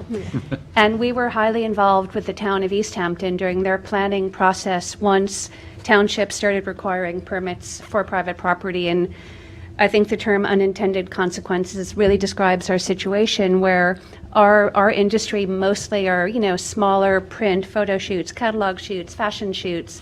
We stay in local hotels, we work with local caterers, we do local castings, and at that, and your permit is particularly complicated, and it's really meant to serve a purpose to regulate safety and have a control of what's going on, and it made it hard for us to do business in this town. And so we're really grateful that the exemption to be increased to 25 people or less still requires the permit for these larger scale productions, but lets us continue to operate, and we appreciate that. Jenny, what does East Hampton do on this? They created a very simple one-pager regarding private property only, because the town of East Hampton also never had any requirements for private property filming until about a year ago. Again, we call it the Bravo effect because of all of the affair, and because of that group rental, some the Kardashians, and some things have happened to make it necessary to gain more control. And we really spent time and had meetings with them, and we didn't even know the town of Southampton was adopting this. We came in very late after it was passed, and they have a very simple form for private property shoots. It's a one-pager. You fill in a few sections. It's got a low fee, and they know what's going on. To shoot on town property is still the same. It's always been, but they made it very simple because sometimes we don't have notice. We work with a lot of clients that come in. They have 4 homes on option, and they do tech scout the day before and pick their house. And we were trying to say that there isn't always 3 days or 5 days, so they made it very user-friendly for us, which we appreciate. And we appreciate, it's a different situation, but we appreciate the 25-person helps us do most of our shoots without. Yeah, I think this is a great way for us to move forward because it's the way we've been used to shooting here. So it sort of just changes the bread and butter, and the bulk of what we do are these smaller, under 25-person shoots. So they're not highly impactful, but it's, it's low impact production, but it's important to our business, but it doesn't impact anyone outside of like the private property. So it's kind of unnecessary paperwork, unnecessary to go through the hoops that we would need to for something larger. So Our shoots are less than 3 days long. And they're also Typically, usually, yes. If they weren't, then We'd go through, yeah. Typically, they're 1 day or 2 The days. bulk of the shoots are under 25, under 2 days, Right. and and all contained. So it makes a lot of sense. We've been having to steer our clients to other towns because it's been hard, and we want to do business here, and we've had our hotels sort of, especially we do a lot of pre-season and post-season shoots. It's not always only in the summer, so we're grateful for Thank this you. consideration. Thank you. All We're right. in support. Thank you. Thank you. All right. Anyone else? All right, what's your pleasure? You wanna Move to close it, please. All right, there's a motion to close by the sponsor. I will second. All in favor? Aye. Aye, okay. Cindy? Public hearing number 6, to consider amending Town Code, Chapter 177, Septic System Rebate and Incentive Program, to amend the procedure for rebate payment. Good evening, Mr. Supervisor and members of the Town Council and Ms. Schunmeyer. Nice to see you. My name is Martha Reichert. I'm an assistant town attorney here. The genesis of this amendment, if you look at the actual change, is very simple. It just adds a sentence directing the comptroller that he can make a rebate payment in accordance with the elections on the applicant's approved application. And the goal in this is to basically encourage homeowners to upgrade their septic systems and capture more homeowners upgrading. And so by allowing them to maybe specify their contractor at the time they get approved, payment can be made directly to a contractor. A contractor will know that, they're locked in for the rebate, and that helps people who may not have the financial largesse to, have all the upfront costs available. Okay, any questions about this? No? All right, thank you, Martha. Anyone who wants to be heard on this? Sir?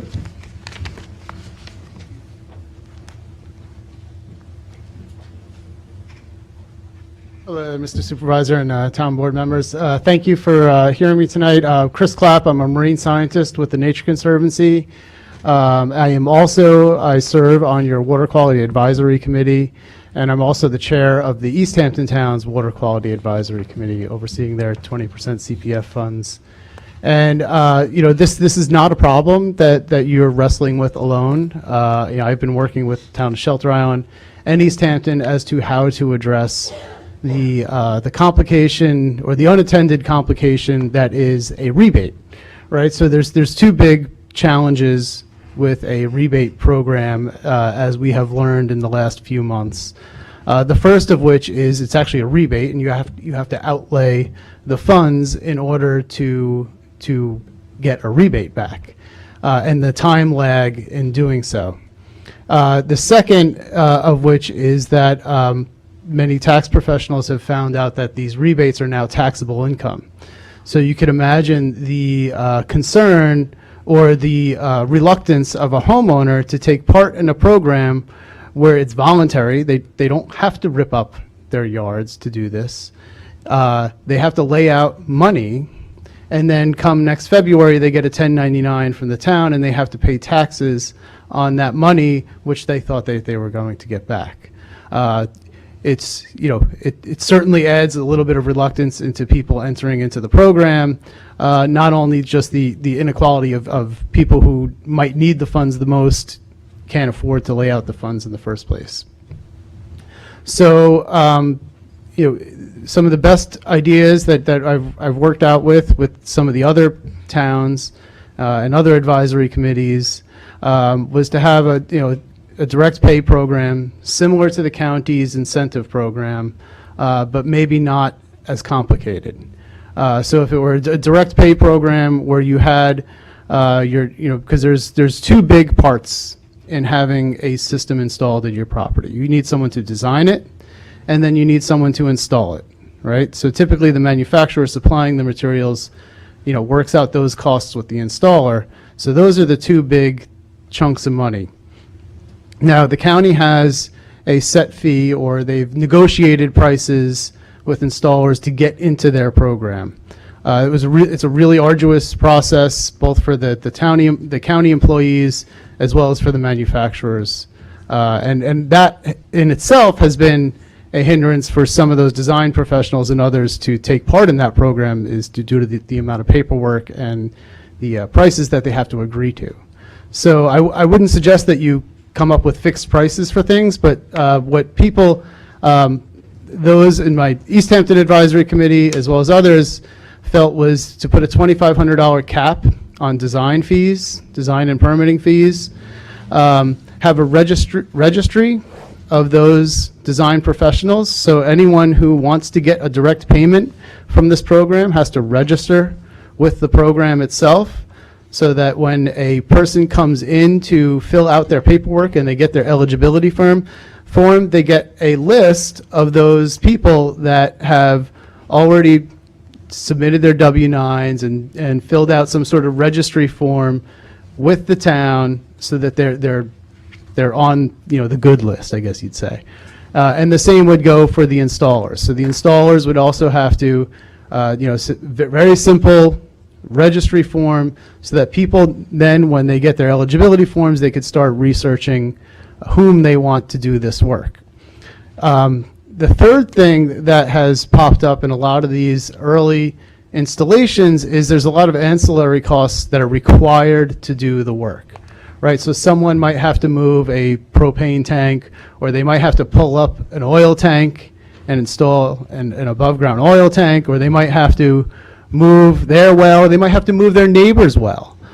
So fees that are required of the permit, of the health department permit, could also be eligible for the funds if there's funds left in the person's allotted $15,000.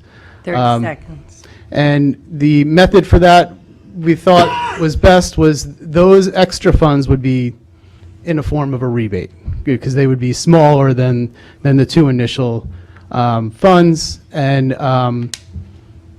with that, you guys look like you want to ask some questions. Perhaps. Go ahead. Well, maybe the question is to Martha, does this do all those things that Chris just said? Do these revisions to the program allow for all those things? This revision contemplates that,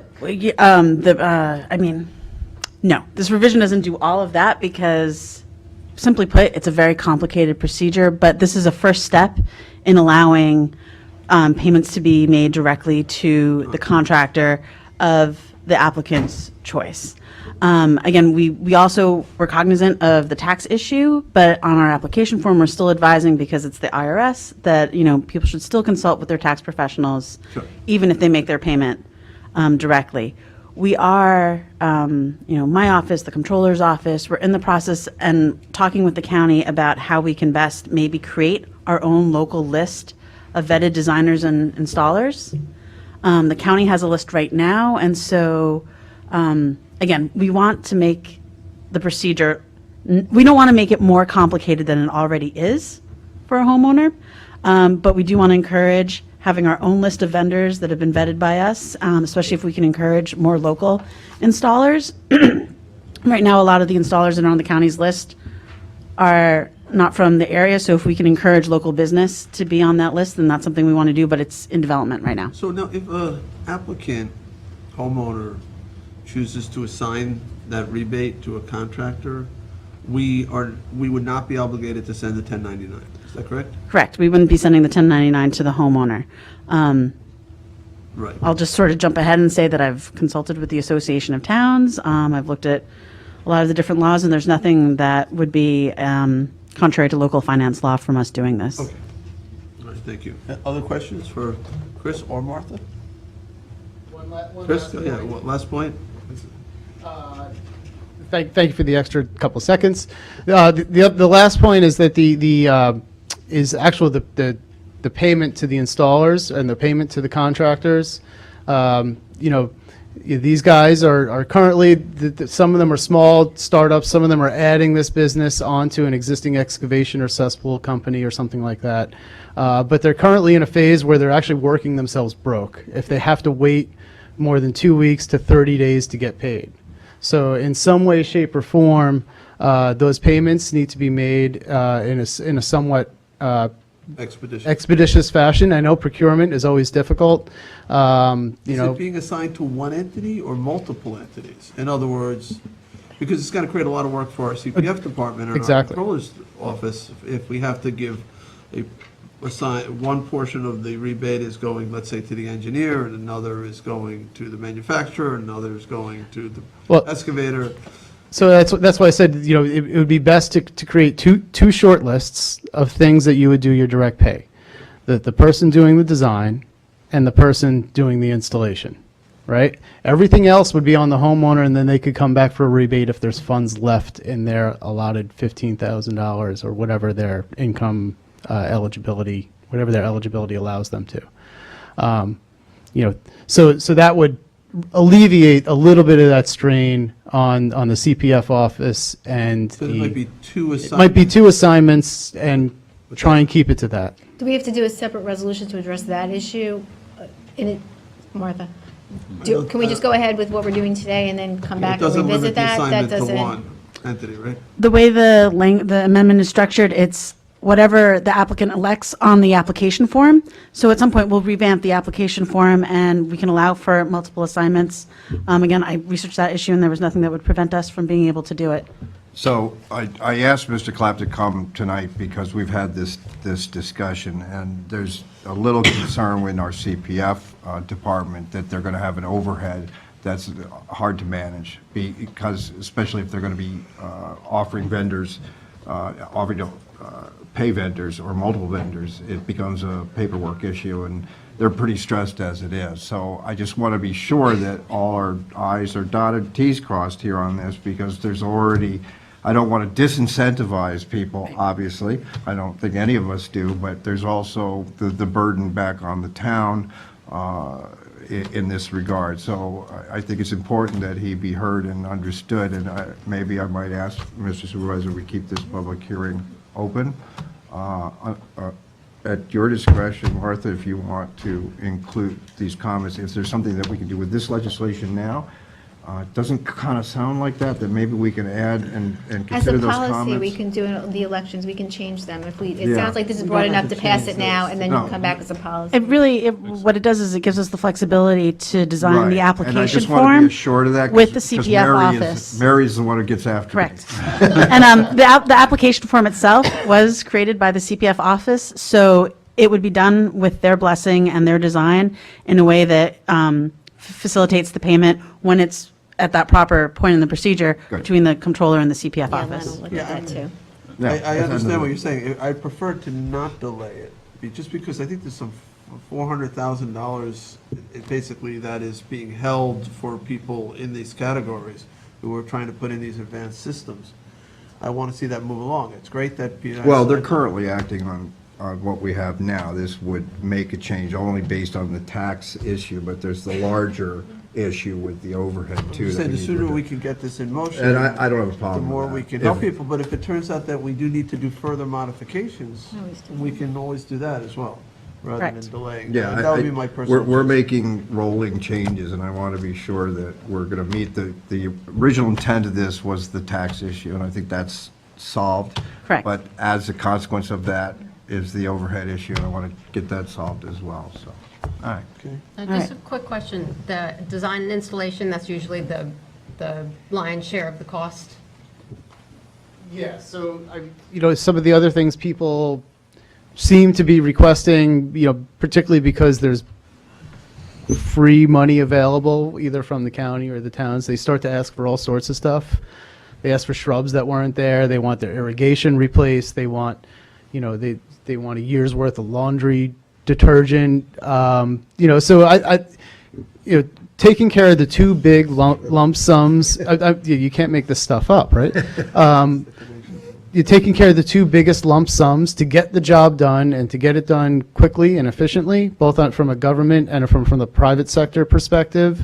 This is a real great opportunity to bring an emerging industry or an industry that's getting better all the time, to grow it here on Long Island, and to make them want to run away because it takes months to get paid would not be a good outcome. Thank you. Okay, thank you, Thank Chris. you. Thanks, Greg. Any other Appreciate it. Thank you questions? All right, anyone else from the audience? All right, I'll make a motion to close. Second. Seconded by Councilman. Thank you, Bouvier. Martha. All in favor? Aye. Aye. Okay, that hearing is closed. Madam Clerk, the next. Public hearing number 7, to consider changes to Town Code, Chapter 312, enacting temporary vehicle movement restrictions at the intersection of County Road 39 and Tuckahoe Road. All right, Tom Neely, our Director of Intermodal Transportation, will introduce us. Thank you, Supervisor. You've been a busy man lately. Yes, lots going on. Yeah, you think? Oh, yeah. U.S. Open? Tonight's public hearing involves changes to Town Code, possible changes to Town Code Chapter 312, approving temporary vehicle movement restrictions at the intersection of County Road 39 and Tuckahoe Road. I do have an aerial map. I think we're all pretty familiar with that intersection. These changes are necessary in order to put this signal, the traffic signal at this intersection, on blinking for a limited amount of time.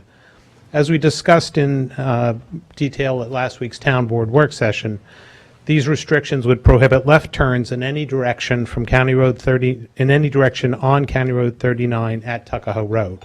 No lefts in any direction. It would also prohibit vehicles from going straight through the intersection in a north-south direction. These would be in effect from 6 a.m. to 8 a.m. weekday mornings beginning Monday, June 18th and ending Friday, June 29th. It should be noted that the north side of Tuckahoe Road is expected to be closed until Friday, June 22nd as part of the shutdown process at the U.S. Open. And as a point of order, I'd like to make note that the notice of public hearing indicated that these restrictions could be in effect up to July 13th. However, we did modify that date in the notice of adoption that is on the agenda tonight. We modified that date that it would end on June 29th. So it's basically a 2-week pilot program? It's a 2-week pilot program, 6 to 8 a.m. And in one of those weeks, the north side of Tuckahoe Road is already closed.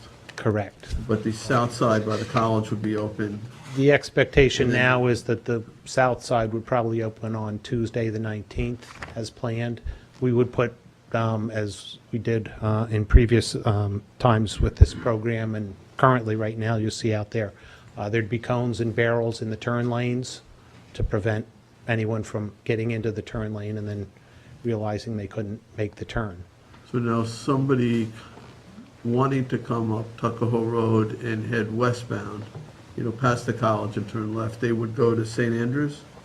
They could go to St. Andrews. They could, go to Hill Station. I mean, depending how far they're west, how far west they're going, they could go to, one of the on-ramps in Hampton Bays. Okay.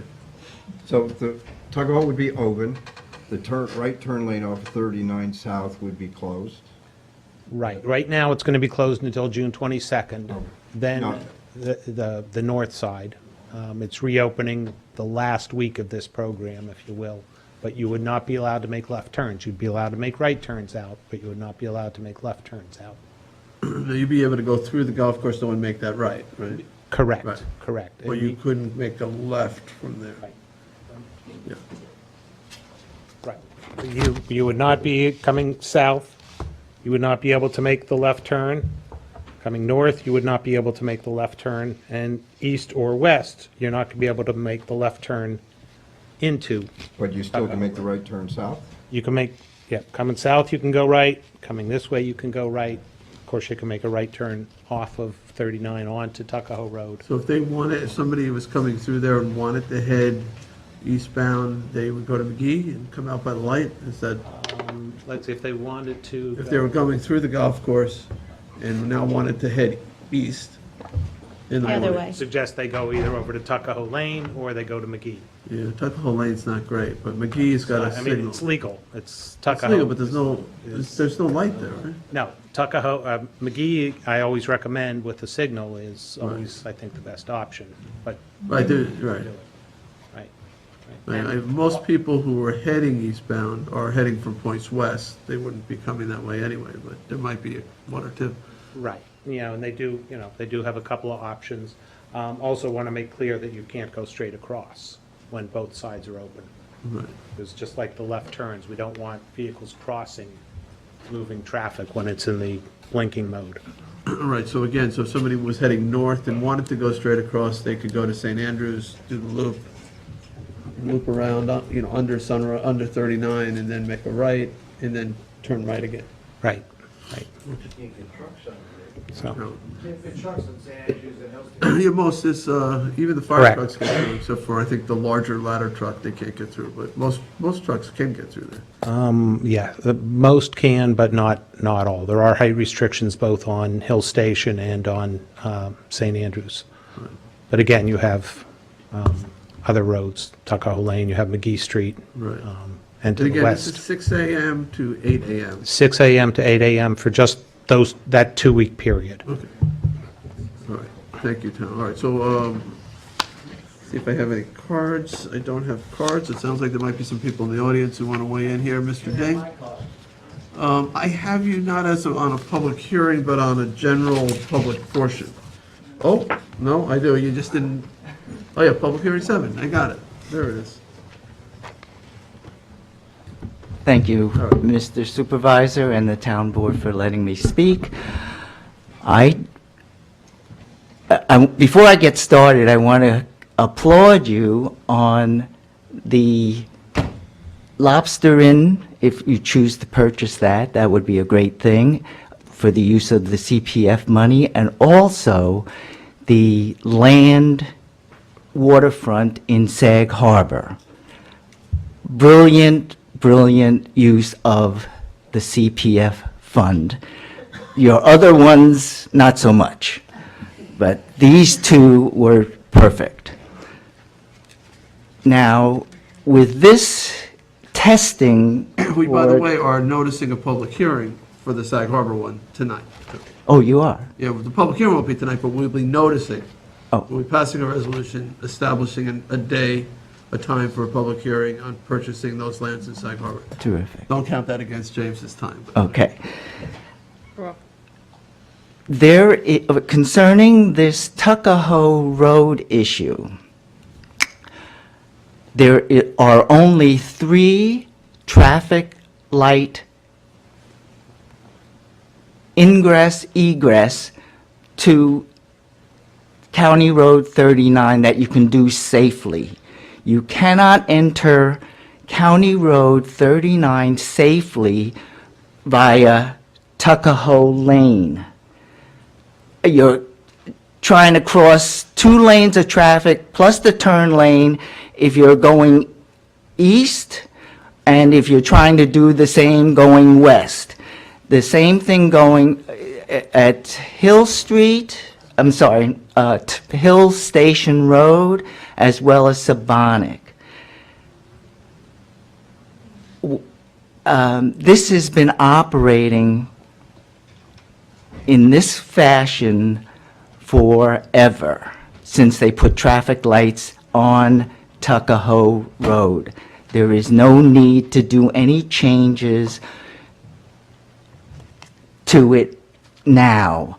There is no need to curb the left lane turns as Mr. Neely suggested.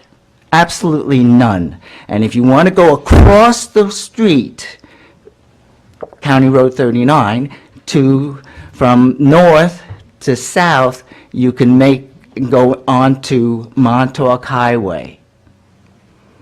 Same thing going south to north. There is no need for this. Absolutely none. 30 seconds. I just hope you make the decision, because there's only 3 safe traffic. And you heard it right from Mr. Neely tonight when he said the safest way to get across or to enter County Road 39 is through a traffic lighted intersection. And we only have 3. That's it. That's all I have to say. Thank you. You travel actually west in the mornings, right? Is that, you commute to the west? You're like, they're doing the opposite commute as... Yes. So, now, do you find in the mornings when you try to, because you're coming from Sag Harbor area or North... Well, I come from the Tuckahoe Road. I use that road. I go Millstone Brook, across Sabonic. And then right, so you'd be able to go through the golf course. That's correct, and make a right. Even with this blink, I don't know if you're there like between 6 and 8 in the morning. You never know. Right, so but you'd still be able to make the right. You just make the right, but you cannot go across the You would not be street. able to go across there. And that's a very important, Montauk Highway is very important to get to. Understood, but, there's also 10,000 vehicles trying to get to work, heading east. What you have to do, in my estimation, is make the lights longer. Because what ends up happening is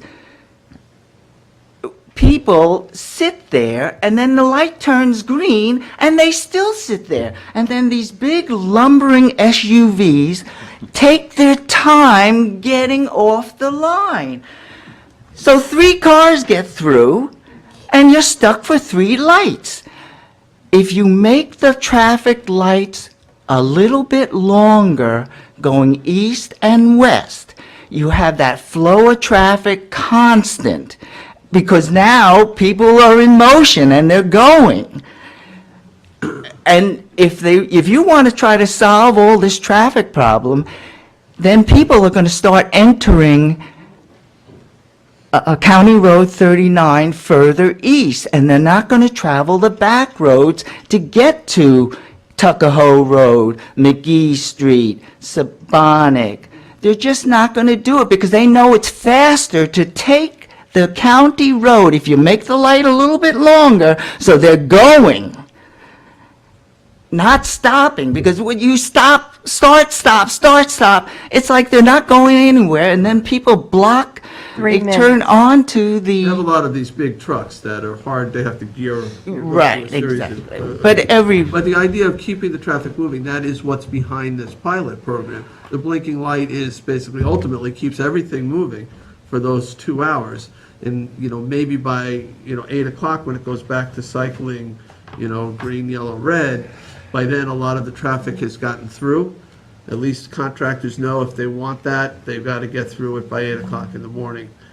And we'd be collecting data through this, so we would know if it's effective or not effective. So. But I think in terms of keeping it green longer, I think it's already maxed. I don't know if you can do it. So I think 4-minute green, is that? It's set on its maximum now. Well, turn the switch a little bit more. All right, thank you. 5 minutes, and then let the... It's an idea. It might be a way to do it, reprogram it. Thank you. I just hope you reconsider what Mr. Neely is offering. All right, thank you, James. Thank you. Okay, so anyone else who wants to be heard? Ma'am?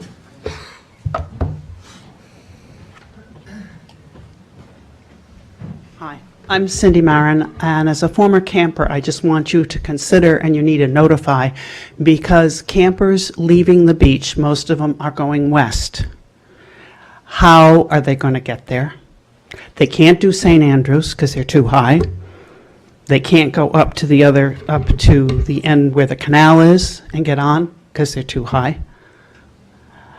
Now, this is just a consideration, I think, out of courtesy. You need to let the campers know. Because they could go down Montauk Highway, right? They go to, and then they. From Shinnecock?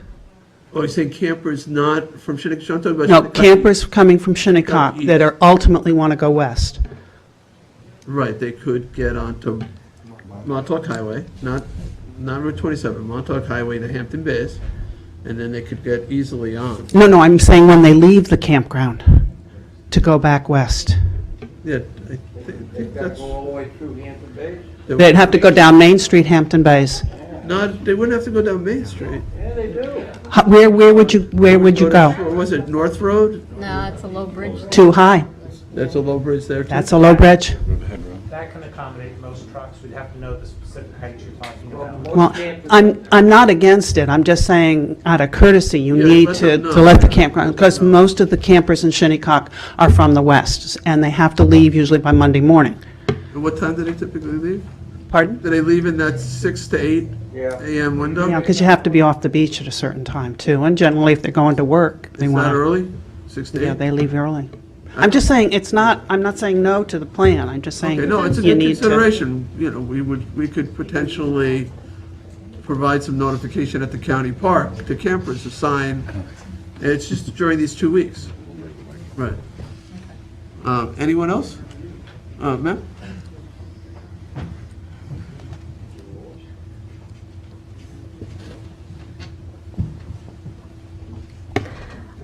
My name is Phyllis Dixon. I live on Spinnaker Lane, and, probably 10 to 12 years ago, I sat in the courtroom while we went over the Stehecki problem.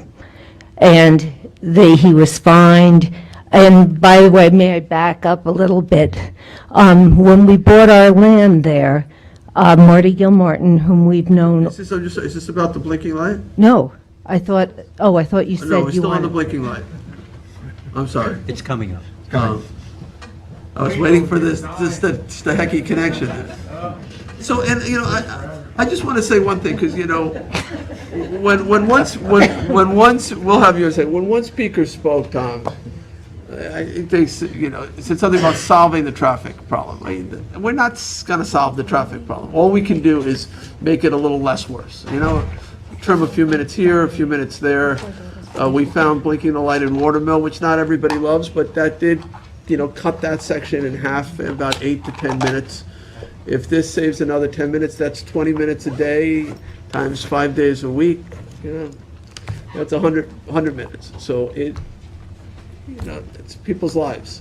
So we're right now, we don't really have the answers. We're just trying to find solutions, develop solutions, and study them. And if something works, then we can see if there's a way to address these other impacts and continue. When County Road 39 was closed overnight about a month ago, you may remember it was closed for several hours.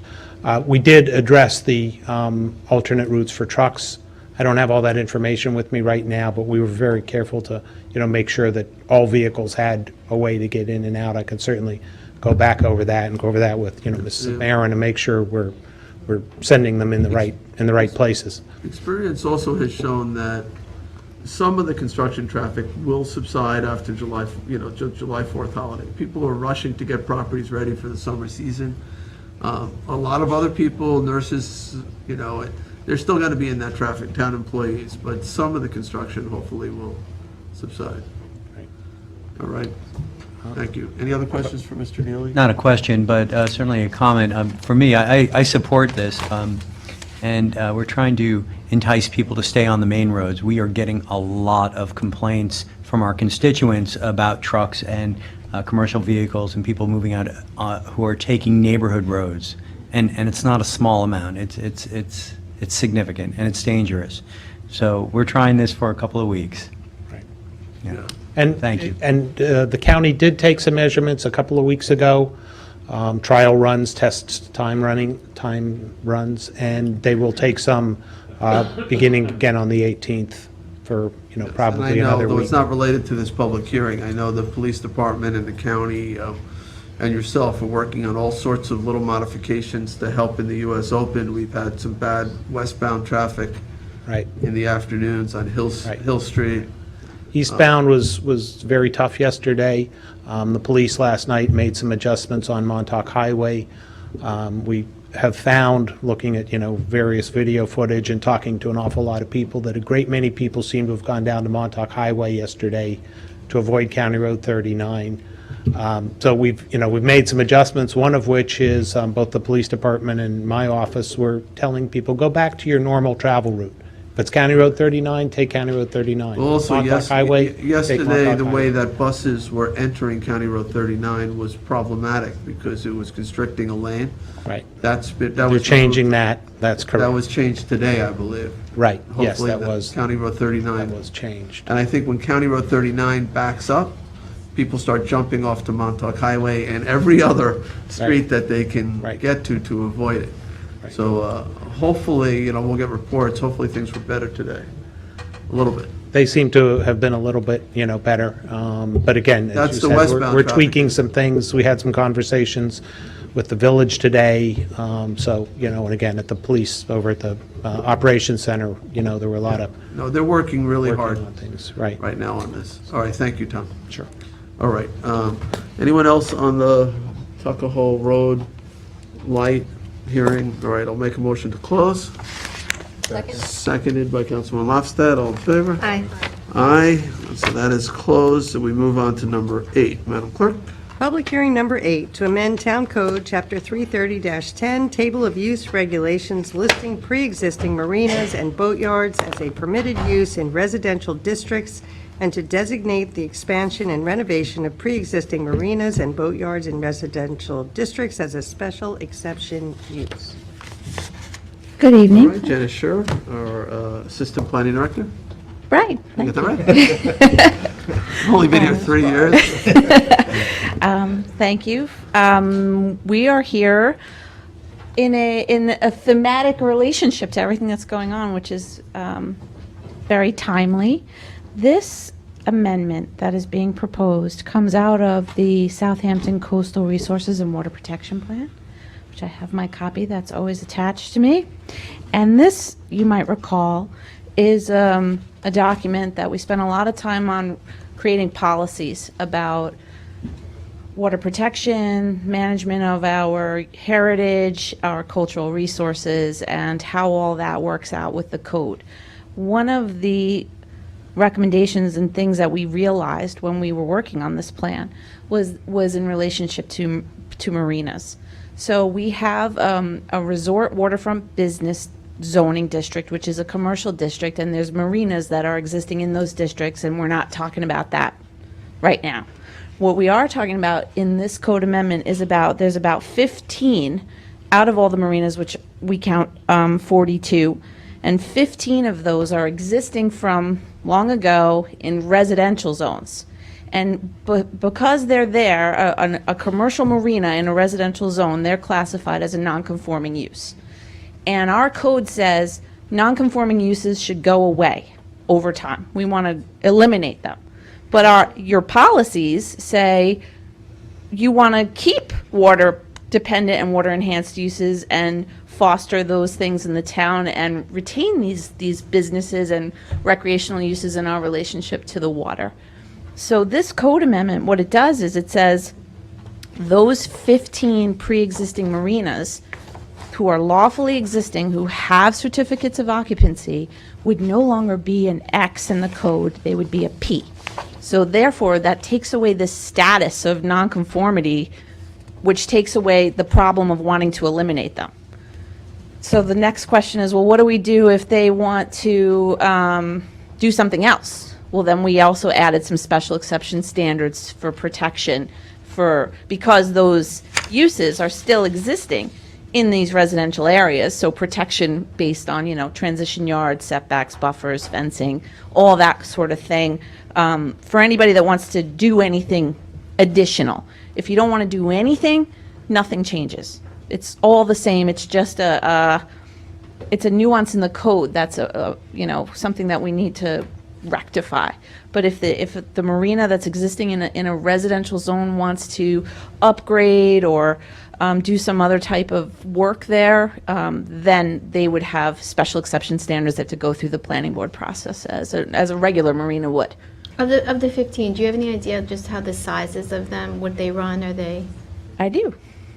I knew you would. So do you want me to run through them, or I didn't do an average? Just, you don't have to, just a couple random. Here's one in, it's called Remsenburg Marina. It's in an R60 zone. It's about 5 acres. The next one is Beaver Dam Marina. It's in a 1 acre zone, and it's only 15,000 square feet. But I don't even know if you could really call it a marina. It's very small. So the 20-foot side, the setback would still apply to that, so that's, And, it goes on and on. There's some in Reeves Bay. This one is about 83,000 square feet, which is, a little more than 2 acres. So that's just a little sample of some of them, but we do have this, if you'd like to look through it. Yeah, I'll do that after. And if you have any questions. All right, questions for Janice? No questions? No. Okay, thank you. Thanks, So, Janice. actually, before you go, on this issue of nonconformity. Yes. Right, so typically when something's a nonconforming use, there is the sort of the underlying suggestion that it shouldn't be there. That as time goes on, we want it to kind of disappear and become like everything else around it. But I think with these marinas, we really don't want them to go away. That's not the plan. So I think that you sort of have to amend your code to recognize that, you know, this is kind of like a neighborhood marina. Right, exactly. And we want to treat it like that. We're not talking about an RWB marina that might have a snack bar and all these other amenities, you know, bait and tackle and all this extra stuff that you would expect as someone who, you know, you bring in your boat, you're going out for the day and you're at a marina. That's the little difference. Some of these marinas still have those characteristics, but we're not looking to develop new ones. These have always been there. So we're just saying, if you've been there and that's what you do there, that's fine. But we're not looking to redevelop and put new ones in any other spot in a residential zone. It's just more about, well, these are there, they've been there, they've been doing this, and so they should be enjoying a permitted status versus this non-conforming, we want to eliminate you status. And that's really what this is all about. And they've become part of, center of a lot of communities, this small group, so. Right, and your stated policy, you adopted in your comprehensive plan is to retain these uses and to keep the recreational and boating uses alive, and those are water dependent. It's supposed to protect community character.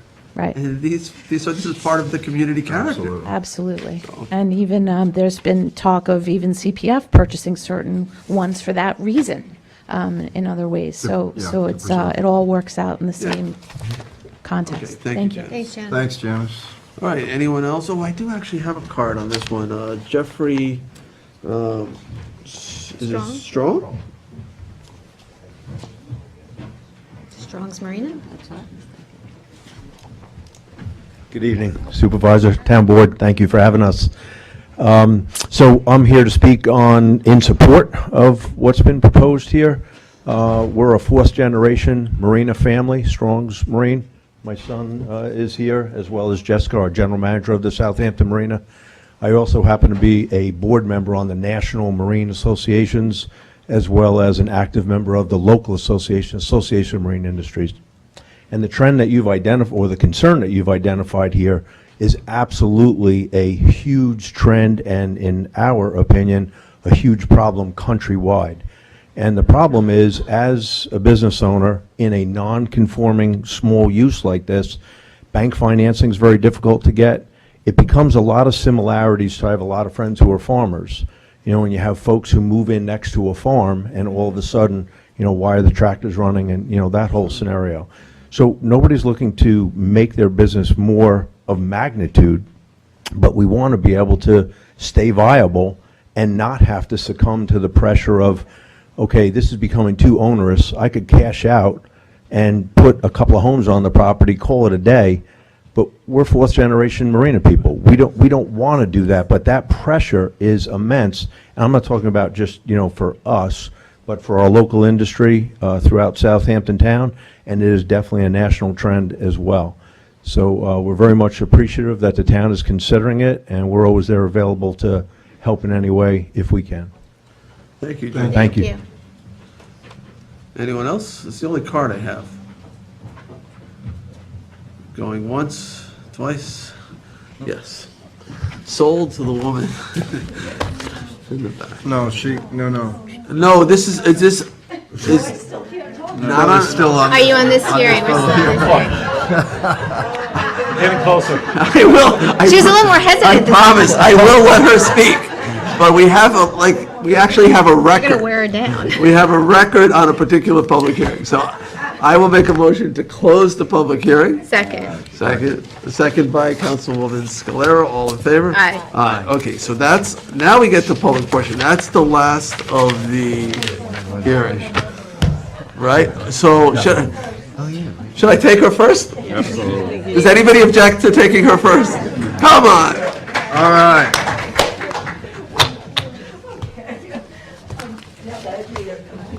No, no. Not at all. Welcome. Supervisor, Board. Tell us your name. My name is Phyllis Dixon. We bought our property in a nice new subdivision in 2001. My husband and I have known Marty, he's our attorney. We've always summered out here, but we moved here because the last kid went to college and we could move out here, and it was, we thought a great space. And at the time that we were buying, it was the Spinnaker Lane.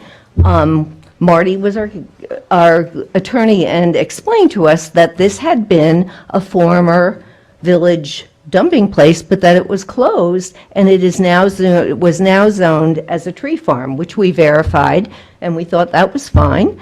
And we bought and built and moved in 2002. And then a number of years later, we realized, as we saw the village of Southampton trucks going in, dumping stuff, the Meadow Lane, all sorts of gardeners, that it was still being used to dump grass cuttings, and it would be turned over, and the stench was horrendous. So we all went to court with Judge Cooperstein, went time after time, it kept being delayed, but finally it was proven that there was no tree farm here. There was a fine leveled, which then a couple of years later we found out was waived. And the only thing that it was accomplished was that the entrance moved from Major's Path over to Straight Path. It took me a while to figure that out. I really thought we had it solved, but it's an ongoing problem. The town knows it. You can mention, you go in, everybody knows it. And I feel it's the town's responsibility to take care of it because it was misrepresented. It was definitely zoned as a tree farm when we came in there. And this is still going on. It's a travesty. And it could be the town can buy it and preserve it, or they can sell. And I'm in real estate, and one of my colleagues had somebody who wanted, the town verified that the land is zoned for 12 houses. It's 20 acres, and they had a buyer for it actually a couple of times. I think it was supposed to have been in contract, but nothing was filed. I had somebody from my office who wanted to had a developer who would develop it and 30 seconds. put sewers in, and it's gone nowhere, and this is still happening. It's time, I listen to all of the things that you're concerned about, the environment, the fish farming is all wonderful, but this is something that shouldn't be there. We all know it's an embarrassment, and I've been here for now 17 years, and it's if anything, it's worse than it was when I moved in. I mean, I'm so tired of it. Our whole neighborhood is. 3 minutes. There's no reason for this. Something has to be done. All right, thank you. Thank you. Terrible over there. We're over here for that reason. Yeah. Can we all speak on stacking? Oh, well, you have lots of people on. I'm going to go in the order I received them at this point, so Okay. that was the one exception. All right, so Charles Corwith. Look at that. My number's up.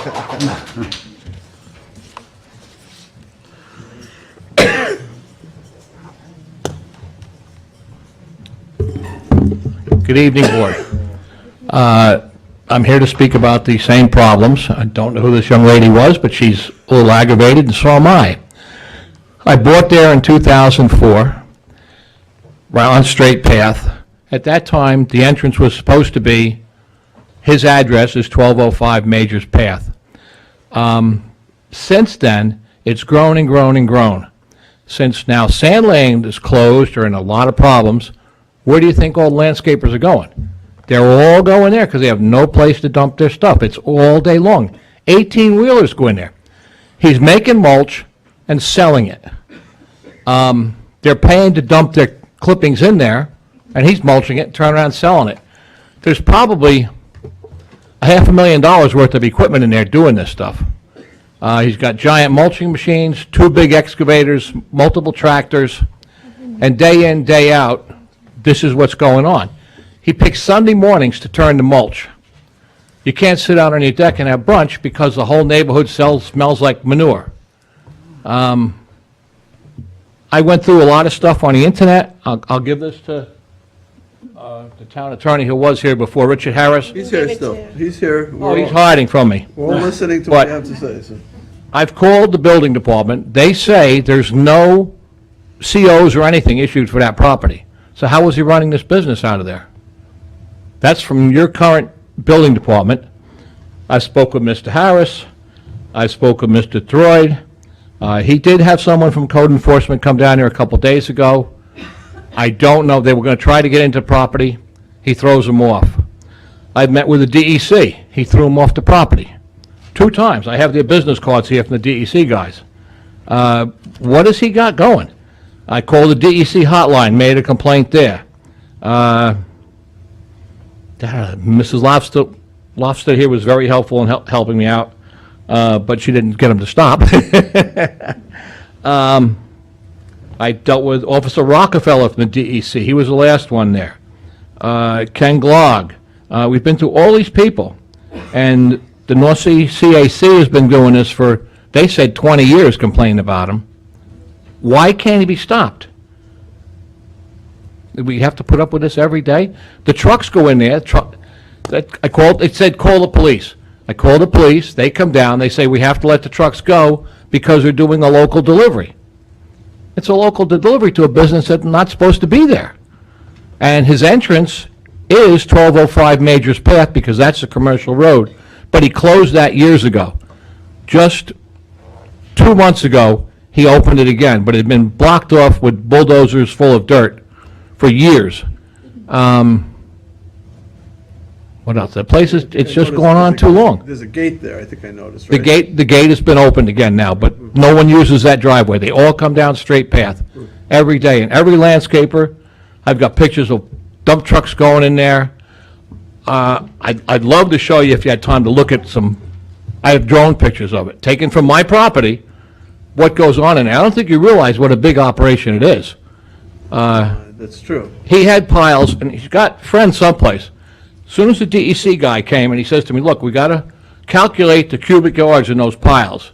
They were, I can ask the neighbors, 25, 30 feet in the air or more. Yeah, there's standing water out there in the fields. But anyway, he's going to calculate the volume. The next day, he comes down with a bulldozer and he knocks the piles all down to about 8 feet. He knows somebody someplace. And I don't know what you can do about it, but I can show you aerial photographs. I don't think the board knows what's in there. You can submit them through the clerk, that's, if you want to. Well, I don't know how to, I'm not a computer guy. I don't know how to print them off here or anything. All right, so, We can get aerials. But I can show them to the clerk now? Or- if you're going to show it, you have to leave it, I would say. Okay. Or come to the office? If You can do it right here. If you want to submit them for It's on our his record. iPad. It's all on the It's tablet. on that. Yeah, I don't know how to print them. Well, if you You can can email forward the us, we'll file. scan it and distribute it to the town board for you, Okay, okay? All right? all right. Thank you, sir. Thank All right, and maybe some of the other neighbors want to say something on it? Well, they might be on the list, yeah. Oh, it's on your iPad? I thought it was in your hand. No, it's on the iPad. That's why I said you can Oh. email Okay. it. You can just email You it. Want me need to to just help? email the files. Okay, I can turn it All right, how about Steve We'll have to Abramson? continue, so you turn it on. Well, can we quiet down? There's other people waiting to speak on other subjects, so Mr. Abramson. I think there are a few of us who might want to speak on this one. Good evening, Mr. Supervisor, members of the Steve, town hold board. on, can we, Steve Abramson tonight, representing the Watermill CAC. Rachel Verno is not here, so she asked that I do this. At the last meeting that we had of our CAC in May, there was quite a lot of people attending and quite an uproar with regard to the land deal that happened on Rose Hill Road. And coming out of that, we have distributed a petition. I'm going to give you a copy of it now. You have to bring it over. You say you- It goes to the to the clerk. clerk. She'll stamp it when She she just gets left. back and she'll send it down. She'll stamp it.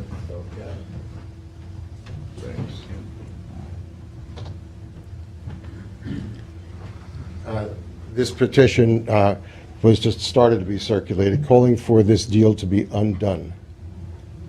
We have 268 signatures of people across the town, and hopefully that's a sufficient number to impress you so far, but if need be, we'll build it up to 1,000 or more. And I would urge you to also take a look in the back of the list there of people who signed. You'll also see personal comments from a whole bunch of people, and I'm gratified to know that I didn't have to edit them. So people were careful in how they did things. This whole deal flies in the face of the fundamental mission of the trustees, certainly, and I would think the town board too, to guarantee public access to the water on a public property that was there, intended for that purpose, that was preserved for that purpose. It's been used by the community with free access to Mecox Bay. And now it's been carved up in a sensational deal for the homeowner who has adjacent to it, who's gotten over 35% of the property with no monetary compensation to the town or the town trustees for this. Not that it should have been considered as such anyway. I don't think that there's anybody here on the town board who believes for a second that if this were the decision of Watermill, that this deal would have been made in any way, shape, or form. And so I would like you to really sincerely recommit to thinking about using your CAC in Watermill and others as your ear to the ground for which they were intended. Had anyone come to the CAC with the notion of this in the beginning, it would have been cut off and you would never have had this awkward moment and this bad deal and this difficult unwind of it. So we're hoping that you will undo it as rapidly as possible and do it with whatever you need to do to make it happen, whether it's litigation or some other manner of dismissing this. But it was a wrong-headed movement. I have great respect for this board. Personally, I know most of you very well, and collectively, no one surpasses the collective intelligence, education, experience of this board, but this was a mistake, a genuine mistake, and people have to own up to it, and you have to change it on behalf of the community. Thanks very much. Just, Steve, again, I just want, this board did not enter into agreement with the neighbor to use a portion of this property. Well, This board did exchange two pieces of land, and the trustees ended up with this piece of land, but I don't think this board had any sense that the trustees were going to enter into an agreement with the neighbor. It's all unclear to us, Mr. Supervisor. It's all unclear to us. I accept that on face value. I certainly know that the trustees ultimately provided the conveyance. Rachel Verno has submitted questions in writing to the trustees in detail that apply to the town as well as to how this happened. And all we want is transparency and full disclosure as to how it happened so that we can hopefully avoid a situation like this in the future. We have a role here in that we did basically give the trustees this piece of land. And I know I'm personally interested in trying to figure out a resolution that everybody can live with. Right. So, if we can meet, I've met with some members of the trustees, I've met with the adjacent property owner, I've been looking to meet with Rachel, but she's out of town. So if you'd like to have a meeting with me and anyone else you think, could be, should be at the table to see, what our different policy choices are, what different action choices are. Well, I think to be expedient about it, we could certainly meet with Tim Marin and Fred Havemeyer to discuss this in Rachel's absence. But the most important thing I've tried to emphasize for you here is that this could have been avoided had the Watermill Citizens Advisory Committee been used for what it was intended, as the local source of information with your ear to the ground. Again, though, the Watermill CAC is to advise the town board. This was not, the town board did not decide to make some of this property available to the neighbor. That was the trustee board, and the Watermill CAC is not there to advise the trustees. So I think the best thing moving forward is to try to bring the Watermill CAC in. Let's address all the concerns. Let's figure out what the different options are in terms of moving forward to address the community concerns. It's unfortunate. I'm not happy about this either. So, we have to figure out how to resolve it. Understood. Thanks for your time. Thank you. Thanks, Steve. All right. Lorraine Pasilio?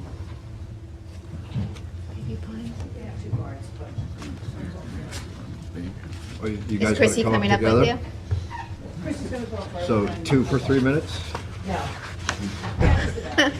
She's like, Absolutely. not close. Hi, Christy Brett, President Baby Pines Civic Association. It seems like, where's that gentleman from the CAC? It seems like we're having the same kind of issue with the trustees. But I have something you should have gotten through email. As you may recall, hopefully you do, we last reported to you at the May 22nd meeting and requested assistance in moving an event, a memorial that is to be held at the Bayview Pines Beach on June 30th for residents of Flanders, Riverside, Northampton that lost their lives last year. Sponsored by Franca. We never received a list of those being memorialized or their addresses, or did we ever get any information that this was going to be happening. This event had been planned without any preliminary discussions with our organization. As a result of our neighborhood polling, the Bayview Pines residents overwhelmingly voted that they do not want this event to take place at the Bayview Pines Beach. We have written no's from 46 residents, with only 3 saying they want it. Also, at this last meeting, we had reported to you that the trustees had issued a permit, as that is what Ron Fisher, the president of Franca, had told us. At a meeting last week that we had with one of the trustees, Ann Welker, we found that the trustees did not issue a permit, but rather gave Franca permission for the event. Last week's meeting took place on Wednesday, June 6th, with the trustee representative for the Bayview Pines area, Ann Welker, together with the president and vice president of Water's Edge, the president and vice president of Franca, and the 4 board members of the Bayview Pines Civic and Taxpayers Association. The memorial was discussed, and Bayview Pines again presented the residents' petition asking that the memorial be moved to somewhere else in order to alleviate traffic, safety, sanitation issues that such an event will cause this small beach and neighborhood at the end of Long Neck Boulevard, a dead-end street with very limited parking capacity. Actually, there is no parking lot. If you recall, at the May 22nd meeting, Ron Fisher, the president of Franca, stated he really didn't know how many people were expected and that the invites were by invitation only. Well, I want this on record. At the meeting last Wednesday, the number of attendees was again discussed, and Ron Fisher said he did not know how many people would be attending. And he tried to recall those that will be honored, and he came up with 6 names. So we have no idea how many, but the permit that was issued to him was for up to 100. It's a lot of people in a small neighborhood. We did discuss, permission was granted. We did discuss different venues in the area that would be more accommodating to handle the parking and traffic issues, but this suggestion was flatly refused.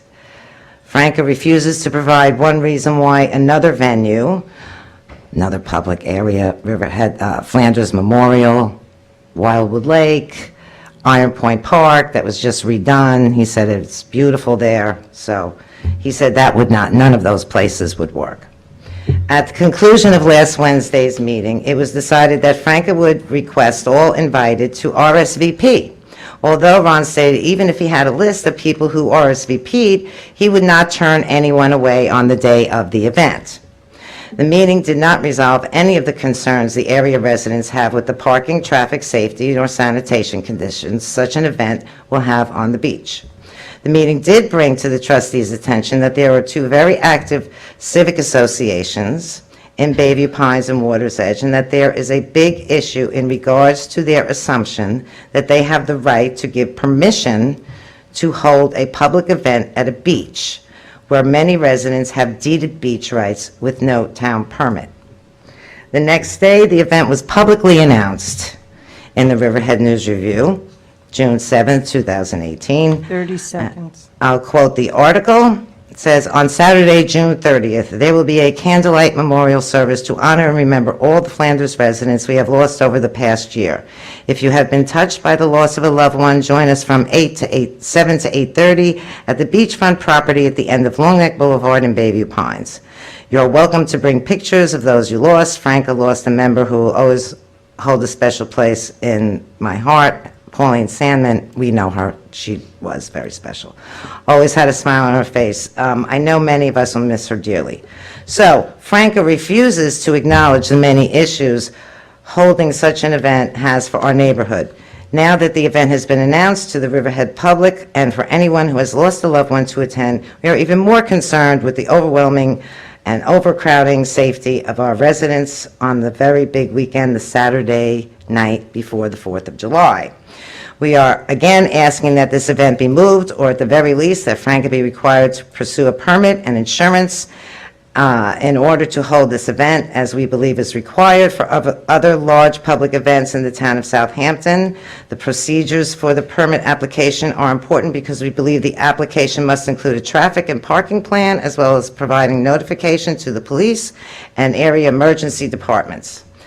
Thank you for giving your immediate attention to this matter. I'm sure all of you are aware of this. We've tried to be in touch with you about this. Is there anything that you can bring to light to us as to what we can do? I mean, this How was is... the permission granted by the trustees? I have no idea. What they said. They said, well, they said, we don't give permits, we just give permission. I'm like, how can you give permission for something you don't even have? And they said, well, we're going over to this property. We're going over to the trustees' beach. So the trustees do own a piece of land there? Off of Fantasy, which is a private road. Next to the beach. Next to Yeah, the beach. adjoining the beach. Right. Right. It looks like it's part of the beach, but... Well, it's all one big beach, Right. but... Part of that beach belongs to the state, correct? Yes, I mean, that's as far as our GIS system had at the end of the road is state of New York, and then the trustees is off to the right. a little State bit. of New York? Yes. I mean, At the end See, of the road. I'm At the end of the road. I'm a little confused, because I was at the Franca meeting last night, and there were members of Bayview Pines there, and they were asked to opine on this, and no one had a comment. It sounded like everybody there was all in agreement. You'd had a good meeting.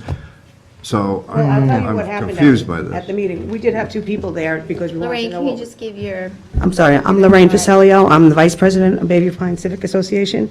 And we did have two people there who did not get up and talk, because the last time we did that at the Franca meeting, we were practically attacked and told that we were, discriminating. Well, I'm sorry, please don't characterize it that way. It was a very friendly request of Yeah. anybody to say I'll- anything. let me just- Yeah. Previous meeting. Yeah, so, Okay, I mean, so- they... so what that happened at night, the- nobody should have been intimidated to speak, because they... Okay, well, last night at the Franca meeting, despite advising Franca 3 times of our community's disapproval of the use of our beach, Franca's June 11th newsletter included only one item, which included the following statement.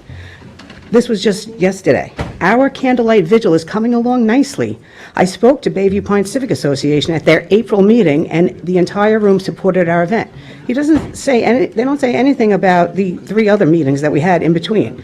We are grateful to have their membership get behind such a beautiful gesture and be supportive. It's a sign of our ability as civic associations to work together to foster a sense of community in Flanders. I am proud to be part of that. Complete lie. I'm not sure why or how Franca can state that our organization supports this event at our beach, but they are very wrong. They've been told that we don't support it. Why they would go ahead and say that and to announce it at their meeting is defamatory. This publication is an attack on our organization, our beach, and our Bayview Pines rights. No, I'm sorry, we just... I'm asking questions. Everybody's trying to solve your... We're trying to help you. Okay. On the fly, yeah. Well, we just need some help, so any suggestions? Then be over 250. Just for, I'm just being asked about whether it requires a special... special permit. I would think we're a facilities permit. Well, actually, once you start advertising in a newspaper, it's That open to kicks the in. public. Right. It's not, the last time we were presented with this information, it was, we were told that it was invite only, and that it wasn't being advertised to the public. And then we moved away from requiring a special event permit discussion. But when I read, and honestly, the reason why we have special event permits when it triggers advertisement is so that we can ensure that there's a parking plan and that it's safe for the public and the attendees. It's not to impose anything upon them. It's not, a huge cost to do that. We just want to make sure if they need someone to direct traffic or something like that, and normally for community events, we provide that at no charge.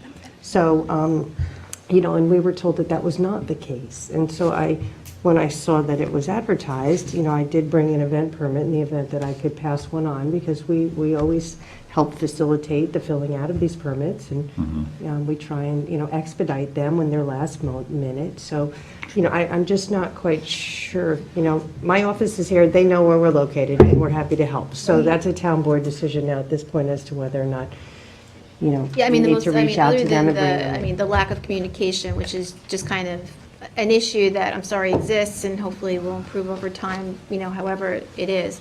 But, more importantly, is the public safety aspect of this relative, if there is going to be or are going to be a lot of people going, I would think that, and I would think that Franco as well, because they've always been very cooperative and have held great events, they would be very cognizant of that and want to comply with whatever we ask them to in terms of. And they have in the See, past. I'm still they have. confused, because last night, everybody was talking that you guys had set up, that you had set up communications, and that everyone was talking about how you. And that's how we left Their the last perception. meeting here. Right. That's so- their perception. They twisted it to Well, say that you had we approved it. You had Bayview Pines members there who did not dispute that. And I'm telling you why they didn't speak up. Because the last time they The did, last meeting, we were all attacked, completely so we just attacked. wanted to know what was going on and what was being said. And it's clear by their newsletter of Monday saying that, hey, Bayview Pines agreed, but we have written no's. Get them to Well, do the permit. For example, when we've had Bayview Pines events at the beach, we've gotten all our permits, we've done the correct thing for Bayview Pines residents, even though, everybody could have just gone down there. Lorraine had organized quite a few of them. And I'm sorry, you go through the special event, Yes. or special, yeah. Okay, Yes. thank you. So I think that's what Franca needs to do as they publish it. I'm being informed that that's what's required. They need to do that, so we should reach out to them and make sure that that happens. Will you be able to do that? Will you do it? Sure, Yes, absolutely. we'll. Okay, but we are concerned about the number of people that are actually going to be using the beach, especially that weekend when all the people come out to their homes. Sure, I think that's what we'll do. And that's a big, the 2 weekends are going to be 2 big weekends for residents of Bayview Pines. So I think one of the things that we're also going to have to look into is the actual deeded beach rights that we have. We're going to work with you on that. Separate issue. Absolutely. That's a Yeah, separate but that's- issue for that's- But I what I'm think saying. that's underlying a lot of this conversation. Exactly, It's exactly. not just I wanna this get this visual, over it's with. how is the trustee property going to be used in the Exactly. future? And who, Has what is this a rights? private What rights? association beach, or is this a public beach? Exactly. What exactly is Right. that But beach? right I know now, you in tried front to of fix us that is last the year permit. I think with the it's a thing. really interesting question. It's very confusing, and it has been. for I can tell you, decades. because I was at the legislature at the time, that property that the trustees owned was a tax default property. Somebody did not pay the taxes on it, and the county took it and could have auctioned it off, and there would have been a house built on it. which- But the county could have given it to the town. The trustees said, can we have it? And it took 2 years before that could even happen, because the state legislature had to enable the trustees to be able to receive a property. Because they weren't a municipal entity under what's called the 72H provision of the law. So, anyway, it took a long time, but my feeling with the trustees at the time when they had asked for it was, they talked about it having been used for dredge spoils in the past, and, Yeah, you know, right. I mean, you know, and basically being an open area, more like a preserve. So That's- you know, yeah. if they're gonna start using it in a different way, It's kind of scary to us. I could understand that. I could understand that. So it's worth looking into, We are. you know. Okay. Thank you very much. Sometimes with those 72H transfers, there are sometimes reverter clauses built in. that- 72H? Yeah, sometimes they go back to the General county if they're minutes, not used for the purposes the transfer was intended. It's a section of the New York State General Municipal Law 7280. Jim knows a lot about this. Yeah, he was like to start He with was our with county attorney. real estate Yeah, when well, I was we'll at the keep going. legislature. Thank you guys very Thanks, much. Chrissy. Thank you. Appreciate it. Thank you. Tim Merritt. All right. Tim Merritt?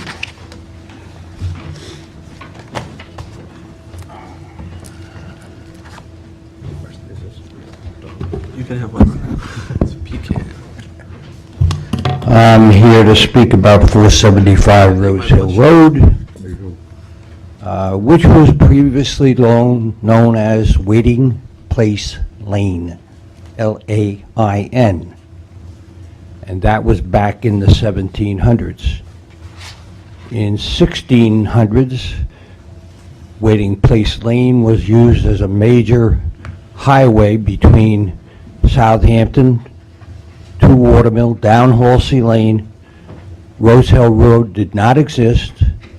You crossed via a horse and buggy when the bay was either frozen or let out when it was low tide. That proceeded on into Mecox, Sagaponack, East Hampton, and the social and economic intercourse of the East End was a vital part of the lane that is in question at 475. One interesting little piece of history that I developed was that in 1654, long before the Dongan patent, by the way, one East Hampton man traveling to Southampton to do business in Southampton met a friend, and they partook of a bottle of rum. Thus do we prove that the wheels of the economic progress on eastern Long Island, certainly in the Hamptons, relies on a bottle of rum. Still to this day, right? Yes, sir. We move forward to February 11th, 1943, and in the town board minutes of that date, in the midst of the conflagration, the greatest conflagration that we've ever had in human history, are three town justices of the peace who constituted the town board, plus the supervisor, all authorized at the request of the town trustees the purchase for $750 of what is now 475 Rose Hill Road, which at one time was the Waiting Place Lane. It's interesting when you read this, and I'm going to leave a copy of it so that you don't have to do the research. This is in the town board minutes of 2/10/1943. For public use. That was the resolution, for public use. We have been denied what the original reason for this purchase was. We have lost 35% of the property.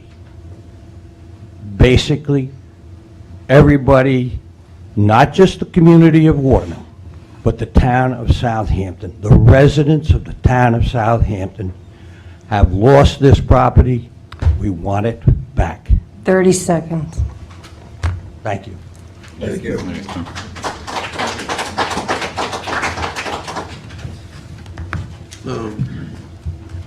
I like the history. Thanks. Yes, thank you. I like the history. You've done your homework. Oh, yeah. All right, Bill Bachhaus.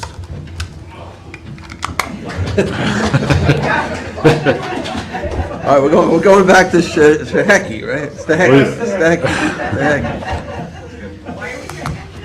Yeah. I've never been to one of these before. It's been interesting, I have to say. You're a lucky man. You can watch us on TV, Channel 22. Can't wait. I'm not a fish surgeon. I'm not a PhD. I'm just a homeowner. I live on Straight Path, West Hackey. And, I saw this over here too, I was looking when I got here, it says that his property is a trail. Next one. Yeah, it says it's a trail, it's 23 acres, I don't know how that's a trail, I don't know what that indicates, which is weird. But either way, I have a daughter with chromosome issues, allergy, all that sort of stuff. And it stinks, you can't even walk around, it's been 20 years, and you can't even go out of the house. One of the boys trying to have a catch, can't. Mr. Savoni and Ms. Lofstad were at meetings at North Sea, and they were nice enough to go there. It's horrible, the whole road is overtaken by it. He takes in grass, which you can't get rid of grass, because all the, whatever the hell grass is full of, leaches into Old Fish Cove Road, heads down there.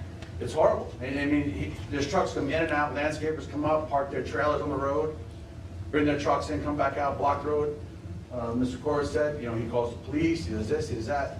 If code enforcement came to my house and I told him to get out of here, that will never happen, because they would knock my door down the next day. And he's been doing it for 20 years, the same thing. He's like untouchable.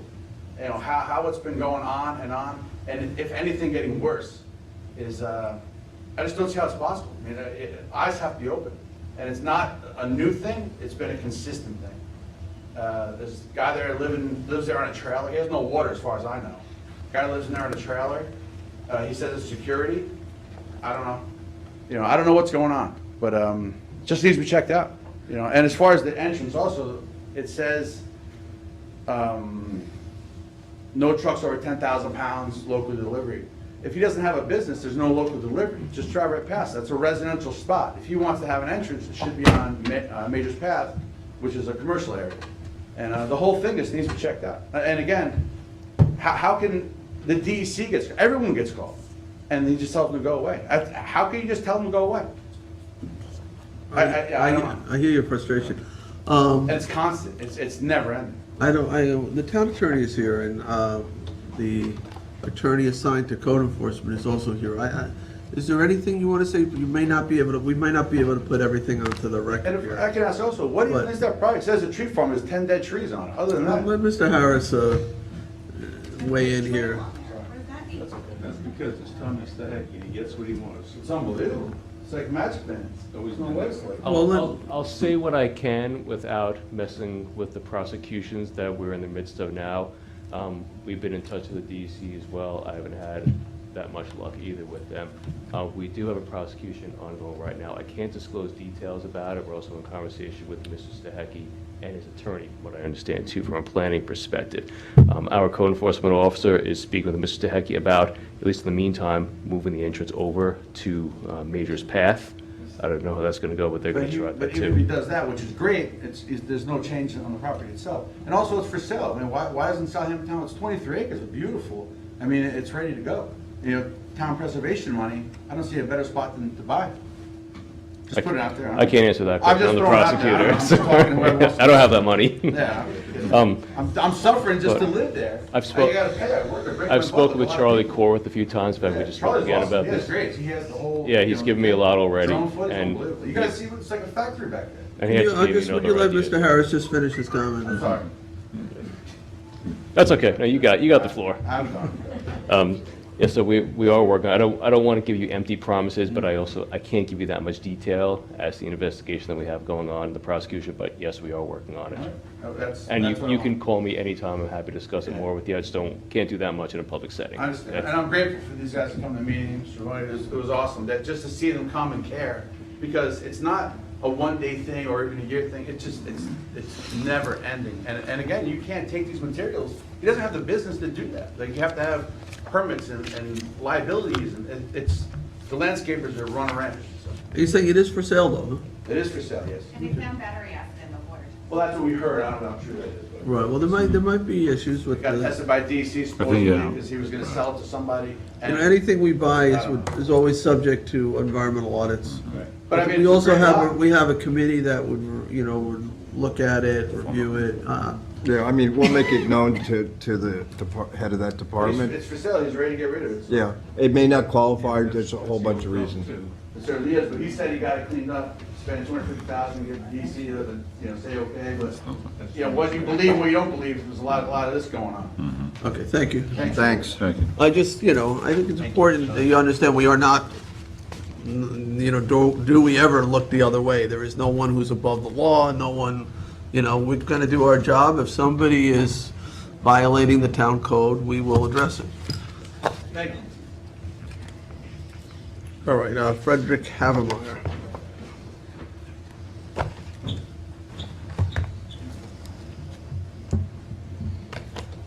Been a long time. I don't know how you do this on a regular basis. My back feels like I was lying on rocks. Frederick Havemeyer, Montauk Highway, Bridgehampton. I'm here to talk on the Rose Hill Road situation, 475. It's a deplorable situation. A piece of land that was in public use for many, many years is all of a sudden a driveway and landscape facility for a major mansion next door. Little history. Tim Marin touched on it. I'd like to touch on it a little more closely. February 10th, 1943, town board records show, and you have the copy, I think Sunday has it, that Robert Hubbard, who was the president of the trustees, requested the purchase of a piece of land, which was this 475 Rose Hill Road, of the town board, because I assume the trustees didn't, at that time even, didn't have the money to buy anything. So the town bought the property for the trustees or for the town, however you wanted to do. And I quote directly from the document, "For public use and to aid the inhabitants of this town to enjoy the products of the waters of said Hayground Bay," which leads into Mecox. Okay, let's fast forward 75 years. That piece of property was purchased, was in use as a public property, setting a precedent, a very strong precedent, following the terms of this agreement and the purchase. And then, as fast as a wink, it's traded for another property, handed over to the trustees. The trustees, in turn, leased it to Mr. Frankel, who, faster than a flash of a wand in The Wizard of Oz, less than 2 weeks, had the thing completely done, landscape, Belgian block, asphalt, the whole works, and boom, that was it. The catalog of errors and omissions: no public notice, no public hearings, no inventories that anyone can find, not inventories, appraisals of the properties that were traded back and forth, and boom, it just happened like that. This is very strange. You know as a lawyer what I'm saying. It's very, very strange. There is a lawsuit being built around this. My personal opinion is, if government makes this strong an error, the people of the town shouldn't have to dig in their pockets and find the money and sue the town to get their own land back. That's wrong. That's fundamentally wrong. So here we are now. 30 seconds. The trustees have goofed. They have no idea what to do. It's deer in the headlights. The people of the town have a petition going, are doing the groundwork on a very serious lawsuit that will persevere. I mean, there's no way it can't not persevere. There's so many errors. The basis is there. It is the people's property. What I'm here to ask you 5 people, and I know most of you personally, is to put the full force of your board and supervisor behind putting this back the way it was. 3 minutes. That's it? I'm through. It's actually more than 3 minutes, but I'm just saying. Just wrap All up, right. Fred. One sentence or two. It's a terrible situation. Not just east of the canal, but throughout the whole town, people are furious. The trustees have let us down. When Mr. Frankel was speaking, he attended a Watermill CAC meeting about 3 or 4 weeks ago, and he rambled on about the background of how this came to be. And again, I can't quote it directly, but he made it very clear that there were strong relationships with the supervisor's office, going back to Anna Throne Hulse, and that he purchased the property, again, I'm just ad-libbing this, with the assumption that it would be no problem to get this piece of land that he wanted to build onto to make his already opulent property even better. Now, if I have a couple seconds, I can give you a little more information. When I was a trustee, and I was a trustee for almost 12 years, and Mr. Andrew Zarro purchased the property and started building the enormous houses there, the one that Mr. Frankel owns now. He sold it to him. I was called by irate citizens in the community because Mr. Zarro had taken over that property, more or less, as the depot for building his house. He had a trailer on it, he had all the large equipment there, and maybe 30 or 40 cars parked on it, ripped the whole place up, not intentionally, just by the use. And I got involved because the assumption was at that time that it was a trustee's property. Well, it turned out it wasn't technically a trustee's property, it was a town property. Jim Malone was the liaison for that area at that time, and he contacted me, I contacted him, and eventually Mr. Zarro's construction gang was moved off the property. Eventually, Mr. Zarro ponied up and agreed to fix the road, grade back the beautiful parking lot there, and put grass on it, and everything went pretty much back to normal. There is no question in my mind, knowing the long profile of what went on there, is that the two owners, Mr. Zarro and Mr. Frankel, have coveted this piece of property to be able to use to enhance the estate that is right next door.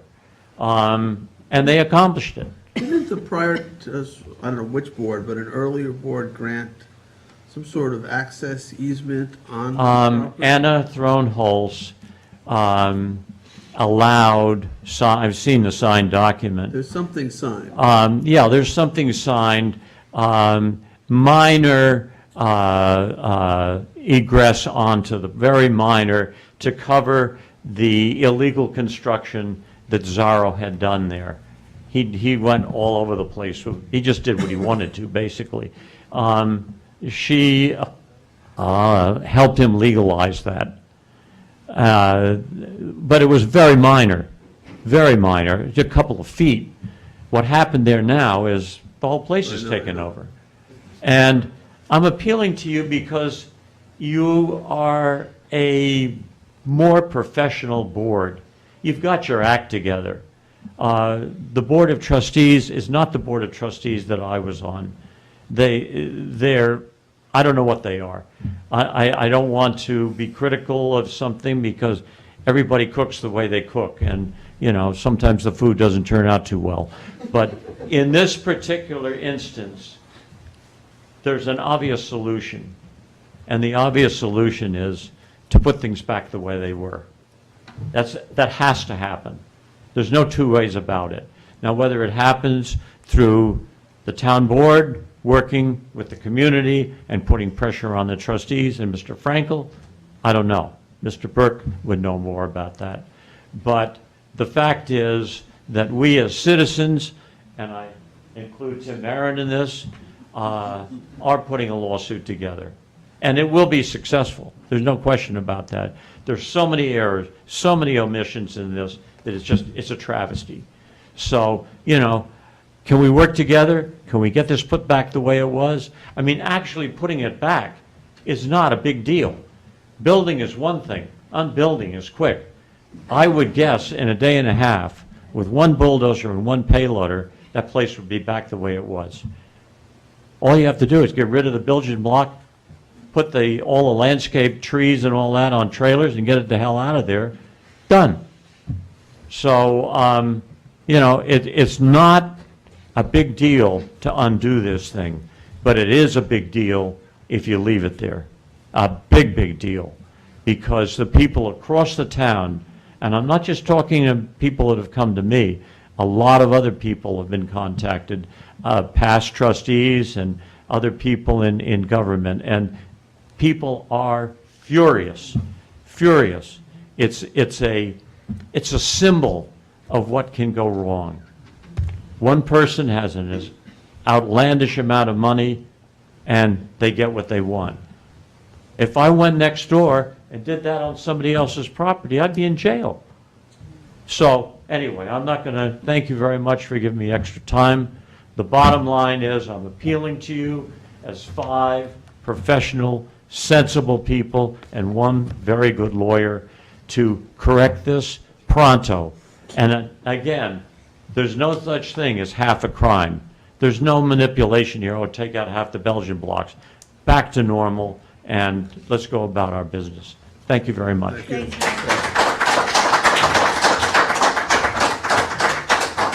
All right, Lynn Arthur.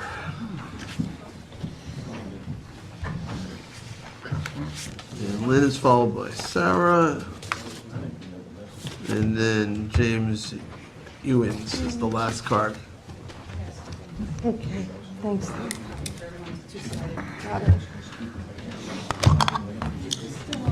Then we can It's still, yeah, what I'm going to then we do can is get to when it resolution. comes up, I've spoken Yeah. with the most of the board, when it comes up, I'm going to move to amend it and then offer sponsorship with everyone who would like to be a part of that, and I think. Okay, so it's still appropriate. Oh, yeah. Oh, Oh, yeah.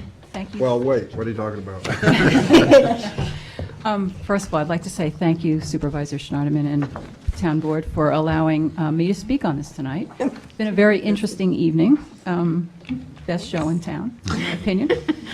Anyway, my name's Lynn Arthur. I live in North Sea. I'm on the Sustainable Southampton Green Advisory Committee, where I kind of look after the energy topic.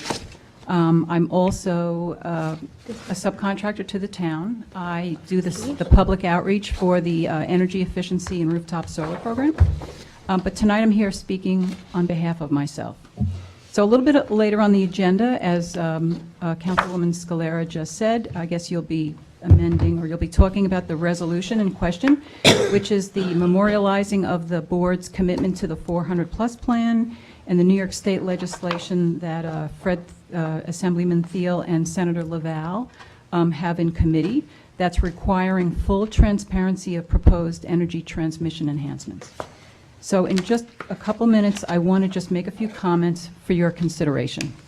3 years ago, the infamous South Fork RFP was justified in a large part based on the deferral of transmission upgrades. A year later, when the offshore wind, batteries, demand response, and temporary generators were selected, PSEG added back $513 million of transmission enhancements with no explanation of need or an environmental assessment.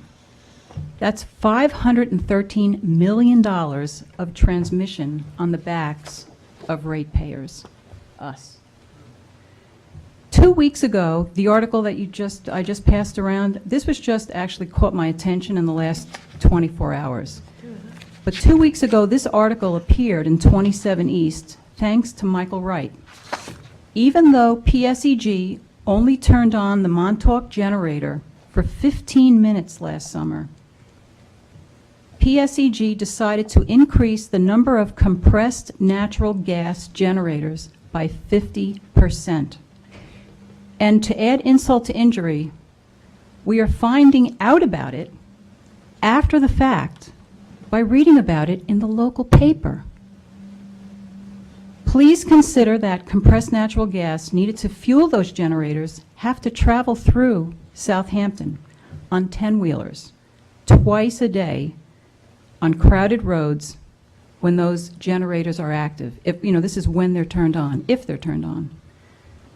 So I hope you find this lack of transparency on the part of our electric utility unacceptable and vote to support the resolution. As I see it, we need this resolution to move the needle forward on our 100% renewable goal. And that's really all I wanted to say tonight. On the reverse side of this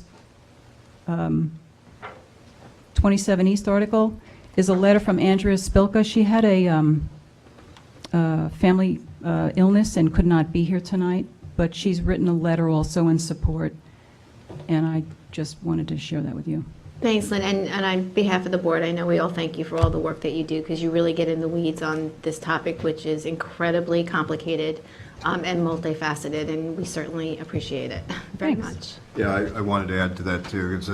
This is a discussion we have a lot, of the transparency issue. So now that I understand this resolution and its intent, I'm clearer about it and support it, and hope the rest of the board does as well. And I'm sorry that we did not talk about this more, and I'm partially to blame for that. I think as a work session item, this is something that can bring a lot of attention to this issue. This is, doesn't seem to be going away anyway easily. And, so I concur with Councilman Scalera that, keep up the good work, and Thanks. Hopefully we'll get there. And I think there are a couple more new faces that would like to speak up as well. Great. All right, well, let's bring them up. Let's start with Sarah. Hi. Thank you all for listening to us all for many, many hours. I can't believe you all have the energy to still focus or listen to anything anybody has to say. But anyway, This is a short night. Oh, it is a short night? Oh, my God. Oh, I applaud you all. Anyway, so I'm Sarah Honeywell, and I live in Watermill. And I have fairly recently been working with Lynn and the Green Committee, Sustainability Committee, and I have been for a long time a fan of all the renewable energy we can get, and Lynn has recently informed us all about the transparency issue with LIPA, which is incredibly important. And there was the article only last week or whenever it was in the Southampton Press about these enormous poles, which run from Riverside to Eastport, which I gather were just appeared without any public notice about them happening. And it's another example of LIPA's acting without transparency. And I believe, as Lynn does, that it's incredibly important that, given the fact that we, the ratepayers, pay for anything that LIPA does, that at the very least we should know in advance, and you should know in advance, everyone should know in advance what it is they are planning to do, and there can be some input about that. And therefore, I am very much in support of the resolution by Assemblyman Thiel and Senator Laval to improve the LIPA transparency, and see if we can do that. And also, as part of the resolution, the very long title of the resolution memorializing the Southampton Town Board's commitment to the goals and objectives of the adopted Sustainable 400+ plan and supporting the New York State legislation requiring transparency of all proposed energy transmission enhancements. So anyway, thank you all very much for all your hard work on our behalf. Question, and maybe Lynn, you can answer this, because I think I just read this today or yesterday, that the county has also entered into the issue with the poles. I was just gonna mention that. Yeah, we did also. We joined in that lawsuit, and that was the article. So and the monster pole protest, is that what I? Oh, yes. The end of June. Where are you going to be on June the 26th? I might be up a pole. 27th. Up a pole with that panel. On June 27th, coincidentally, is Brookhaven scheduled a public hearing on Caithness 2, which is, again, a massive, unneeded fossil fuel power plant that there's a public hearing on. Meanwhile, the governor has said no new fossil fuel power plants in New York State. Lynn, he can't You get can't, you yeah. on the, that's okay, just leave. No one can hear Thank you. you. Sorry. Do you want me to? Now, we might have another opportunity. Okay. Also, I just want to second what everyone has said about the Rose Hill Road fiasco. So I'm also hope it gets to return to the way it was, anyway. Thank you you. all very much, yeah. All right, James? I also want to thank you guys for the patience and the care you take with the public. You really are quite a group. Thank you for doing that. And I'm going to just repeat what you've already heard, probably just so my voice is heard. I've also been working with Lynn. I'm James Ewing from Watermill, and I just want to express my support for Fred's proposal to amend the Public Authorities Law S6861, requiring the Long Island Power Authority to provide public notice for the construction of utility transmission facilities. These would include all transmission structures, including any associated equipment required to transmit energy through the service area. LIPA is not currently regulated by the Public Service Commission and not required to inform local officials and, more importantly, local ratepayers as to what they are planning for our grid infrastructure. If we are paying the bills, it seems we should know in advance what we are paying for. We should do all we can to ensure LIPA's transparency. I also want to express my continuing support and gratitude for the town's commitment to the far-reaching and all-important goals of the Sustainability 400-plus plan, which you have already wisely recognized. So thanks, and thanks again for your support. Thank you. Thank you, James. All right, that's the last card. Is there anyone else? Oh, come on. Ma'am?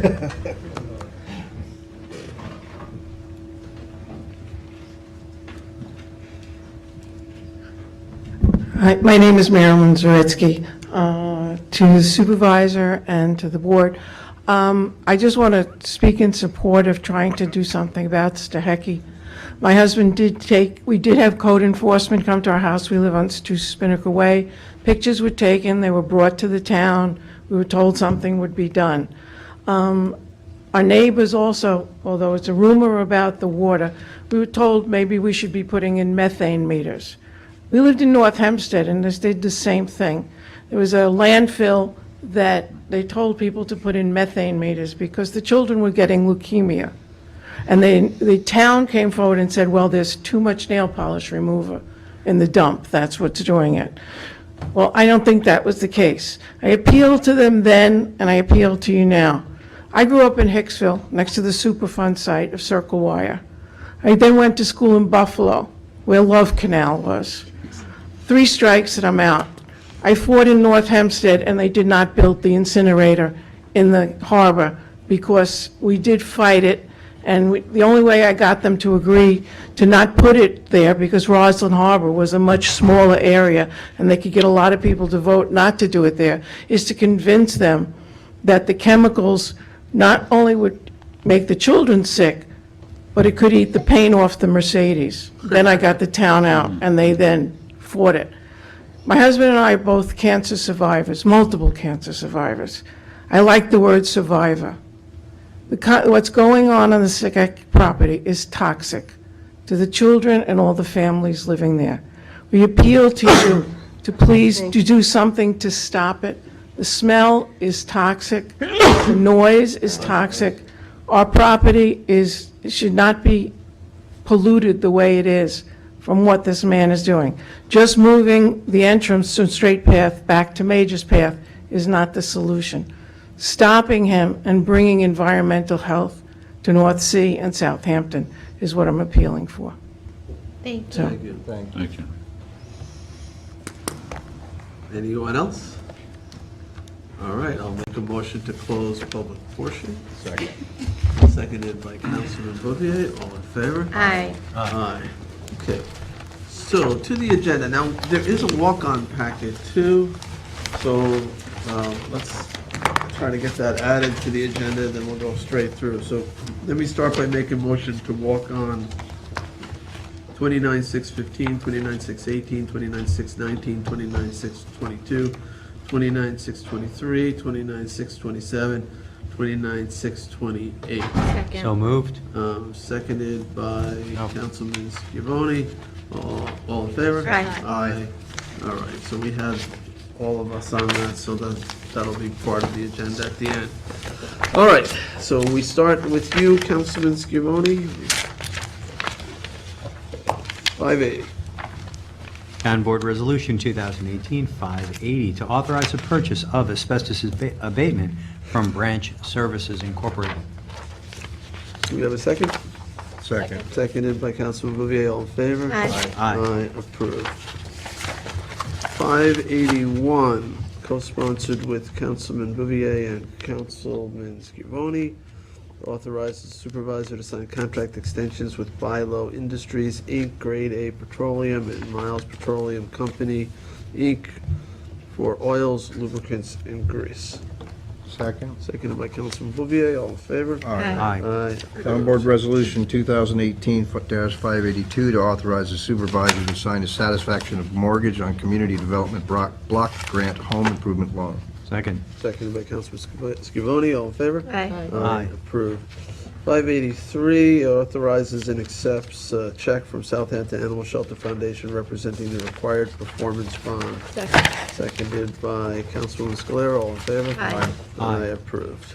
Town Board Resolution 2018-584 to authorize the renewal of Proof Point through NYSOGS contract with Software House International. Second. Seconded by Councilman Bouvier. All in favor? Aye. Aye. Approved. Town Board Resolution 585 to authorize the supervisor to sign a contract extension with Roadwork Construction Corporation for the maintenance, installation, and repair of water mains and hydrants within the Hampton Bays Water District. Second. Seconded by Councilman Lofstad. All in favor? Aye. Aye. Approved. Town Board Resolution 586, authorize the supervisor to execute a contract extension with Contemporary Computer Services Incorporated for managed network services. Second. Seconded by Councilman Bouvier. All in favor? Aye. Aye. Aye. Approved. Town Board Resolution 2018-587 to authorize the supervisor to execute a contract with wire-to-water electrical contractors. Second. Seconded by Councilwoman Scalera. All in favor? Aye. Aye. Approved. Resolution 588 authorizes the supervisor to execute a license agreement for Hampton Classic Horse Show from August 26, 2018 through September 2nd, 2018, from 7 a.m. to 7 p.m. at 240 Snake Hollow Road in Bridgehampton. Second. All right. Oh, go ahead. Go ahead. I just love this show. Go ahead. All right, I'll second. All in favor? Aye. Aye. Approved. I seconded it. I debated.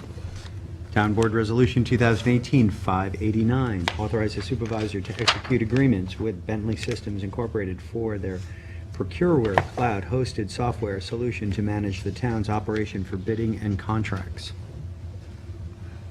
Second. Seconded by Councilman Lofstad. All in favor? Aye. Aye. Approved. 590 authorizes the supervisor to execute any and all documents with the Bank of the Ozarks for letters of credit, collateral agreements, and to be added to the town's list of banks of deposit. Second. Seconded by Councilman Scavone. All in favor? Aye. Approved. Town Board Resolution 2018-591 to authorize the supervisor to sign a contract with Fox Land Surveying for subdivision maps at Jagger Woods. Second. Seconded by Councilman Lofstad. All in favor? Aye. Aye. Aye. Approved. 592 authorizes the supervisor to sign a license agreement with Roman Sanford LLC for force protection course for the town's police department. Second. Seconded by Councilman Scalera. All in favor? Aye. Aye. Aye. Approved. Town Board Resolution 593, authorize the supervisor to sign agreement with TSYS Merchant Solutions LLC for processing of credit card payments.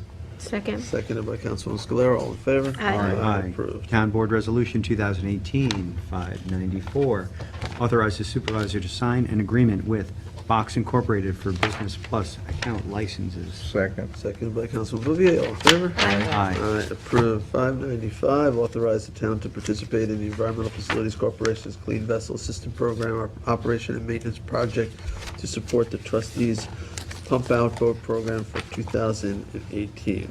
Second. It's actually our pump out boat program, but. Yeah. Now seconded by Councilwoman Lofstad. All in favor? Aye. Aye. Approved. 596, award and authorize supervisor to sign contract with Arias Design LA PC for a conceptual park design plan for Riverside Maritime Trail Park. Second. Seconded by Councilwoman Scalera. All in favor? Aye. Aye, approved. Resolution 597, co-sponsored with the supervisor, awards and authorizes the supervisor to sign contract with Arrays Design LAPC for landscape design and architecture engineering services for Community Park in Hampton Bays. All second, all in favor? Aye. Aye, approved. Resolution 598 recalls and amends Resolution 2018-470 to correct the financial impact. Second?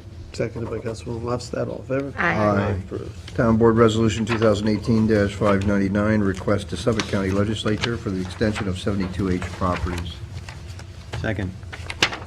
Seconded by Councilman Scavone. All in favor? Aye. Approved. 600.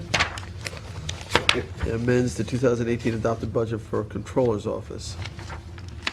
Second. Seconded by Councilman Bouvier. All in favor? Aye. Aye, approved. 601 amends the 18 adopted budget for acquisition of area of the former Lobster Inn properties. Second. So this is the, would allow for that strip, the 50-foot wide strip that could be used as a connector road. We don't have to do it, but it would allow for it. So, I it think was it's good seconded by forward Councilman thinking. Bouvier. I think we should do it, but, all right, it was seconded by Councilman Bouvier. Yes. All in favor? Aye. Approved.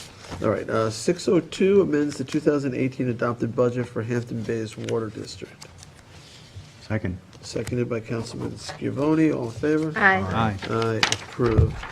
603, authorize expenditure from Good Ground Park restricted account. Second. Seconded by Councilwoman Scalera. All in favor? Aye. Aye. Approved. Resolution 2018-604, resolution to establish a restricted account for the Eloise Obrecht donation to senior services. Second. Seconded by Councilwoman Scalera. This is a really nice donation of over $23,000 in an estate going toward programs at the senior center by Eloise Obrecht, the estate of. So it was seconded. All in favor? Aye. Aye. Approved. 605, authorize the town attorney to reimburse NYMER the deductibles for claims settled. I actually need to amend this one. There's the line that said Matthew G. Daly, and that amount is being stricken. So let me change it to a motion to amend Second. to remove that line, that name and that amount. Seconded by Councilwoman Scalera. All in favor? All right, do we have to Aye. take the amount off of that total in the What, in the first, fiscal? in the be In resolved? yeah. Company the amount of. 105,667. I got, take out 104,616.21. Okay, so yes. Oh, we need to fix that. Right. So 104 what? 104,616.21, that's what I have. 61621? Yep. We could take that 1051. All right, so I'm going to make a motion to change the amount to 104,616.21 Second. and to take out Matthew G. Daly and the amount associated. And seconded. All in favor? Aye. Now we'll make a motion to approve as Same amended. second. Same second. All in favor? Aye. Approved.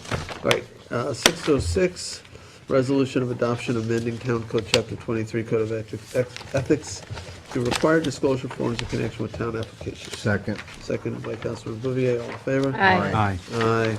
Approved. Resolution 607 is a resolution of adoption amending Town Code Chapter 162 filming to exempt from filming permit requirements shoots involving 25 or fewer individuals.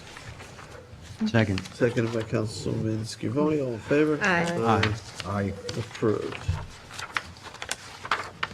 608, resolution of adoption amending Town Code Chapter 312 enacting temporary vehicle movement restrictions at the intersection of County Road 39 and Tuckahoe Road. Second. Second by Councilman Bouvier. All in favor? Aye. Aye. Approved. Resolution 609 is an authorization of cost reimbursement waiver for the North Sea Fire Department Annual Carnival from June 29th through July 3rd, 2018, from 7 p.m. to 11 p.m.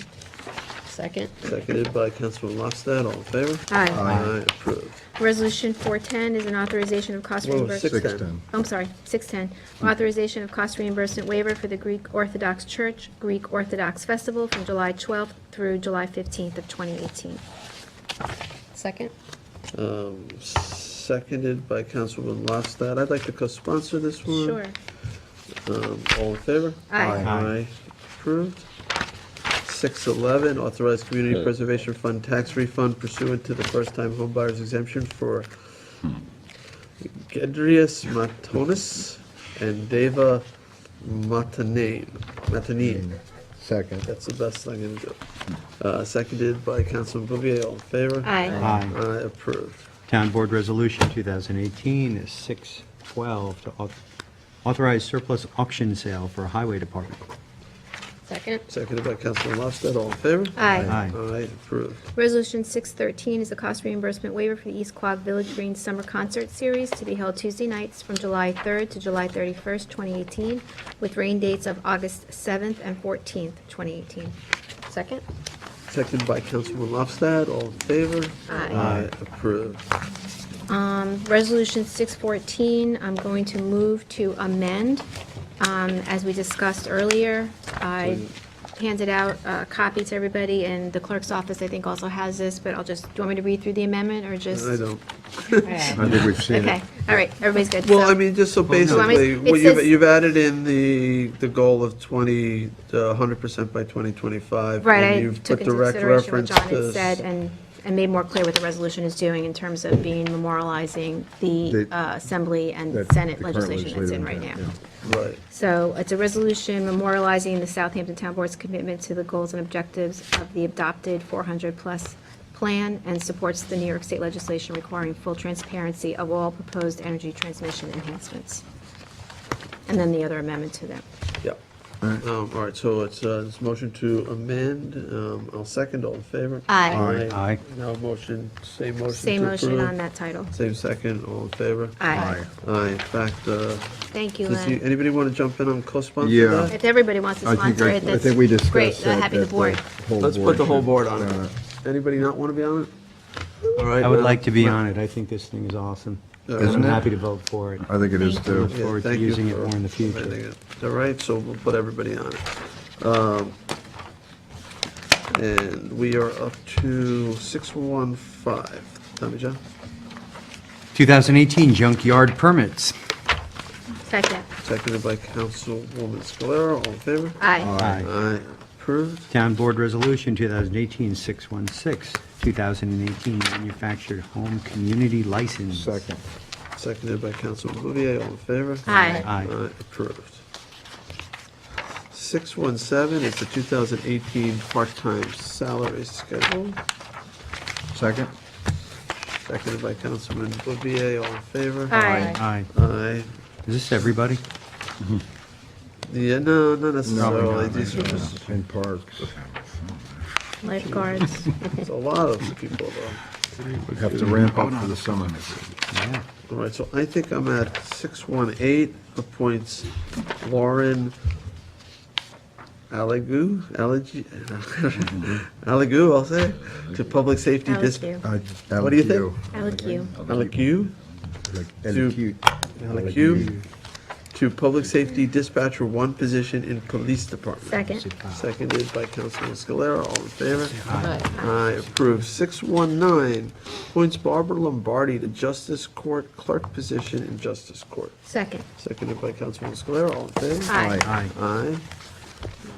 Approved. 620, accepts resignation of Paul Arciero, Building Inspector. Second. Seconded by Councilman Bouvier, all in favor? Aye. Aye. Approved. 621, appoints Evan Robinson to Custodial Worker 1 position in Municipal Works. Same second. Same second, same vote. Um, All in favor? I'm going to Aye. abstain on that, only nothing against the individual at all, just wasn't sure if this was being created or filling a vacancy or what. All right, so So it's an four abstention. ayes and 1 abstention. It's funded from an existing vacancy. Doesn't say that. Doesn't it? No, and that's what we were looking at. Yeah, 621. The funding was, but the position was Oh, I see what created. you're saying, okay. So thank you.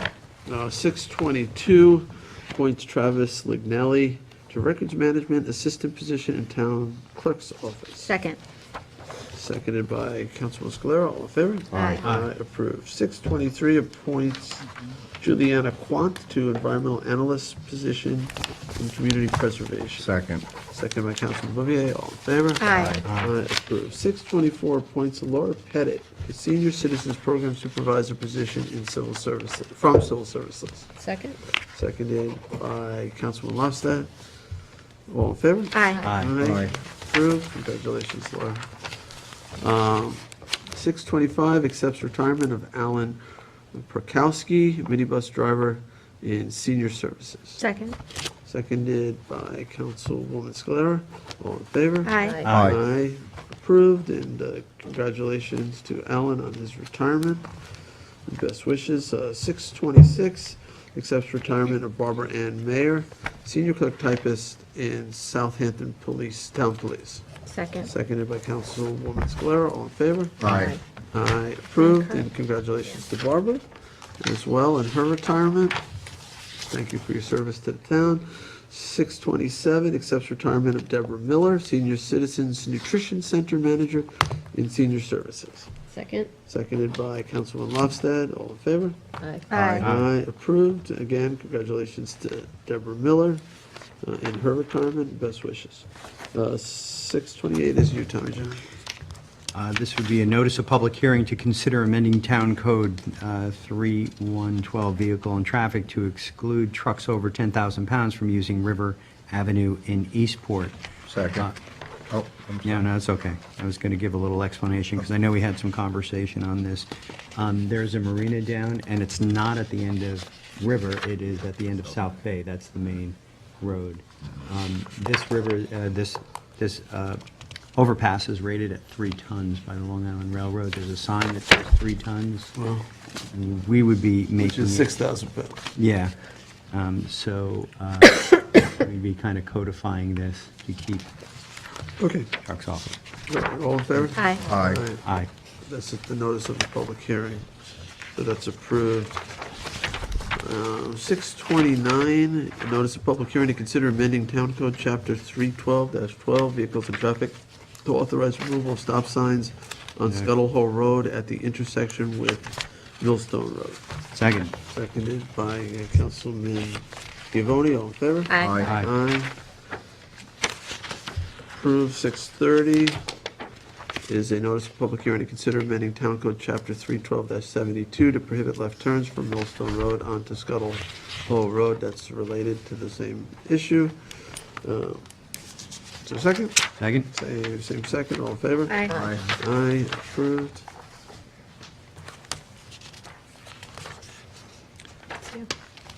Thirty. 60, page 60. Yeah, 631, co-sponsored with Councilman Scavone. Notice of public hearing on the acquisition of lands of JAB1 Ferry Road LLC, JAB3 Ferry Road LLC, and JAB Ferry Road LLC, Sag Harbor, and amends the CPF management and stewardship plan to include that property. Seconded by Councilman Schiavone. This is the Steinbeck Park property going for public hearing. Yeah. So it is moving forward. All in favor? All in favor? Aye. Aye. Aye. Approved. 632, notice of public hearing to consider the acquisition of lands of Larson Estate, Hampton Bays, and amends the CPF management and stewardship plan to include that property. Second. Seconded by Councilman Bouvier. All in favor? Aye. Aye. I approve. 633 authorizes acquisition of lands of Robusto and Riverside and amends the CPF management and stewardship plan to include that property. This is that 20% of I'll water second. quality piece along the LI 40s, potentially for sewage treatment in the future. Seconded by Councilman Scalera. This is a very important acquisition, I believe, in terms of being able to fulfill some of the dreams of that Riverside revitalization. Any discussion? All in favor? Aye. Aye. Aye. Approved.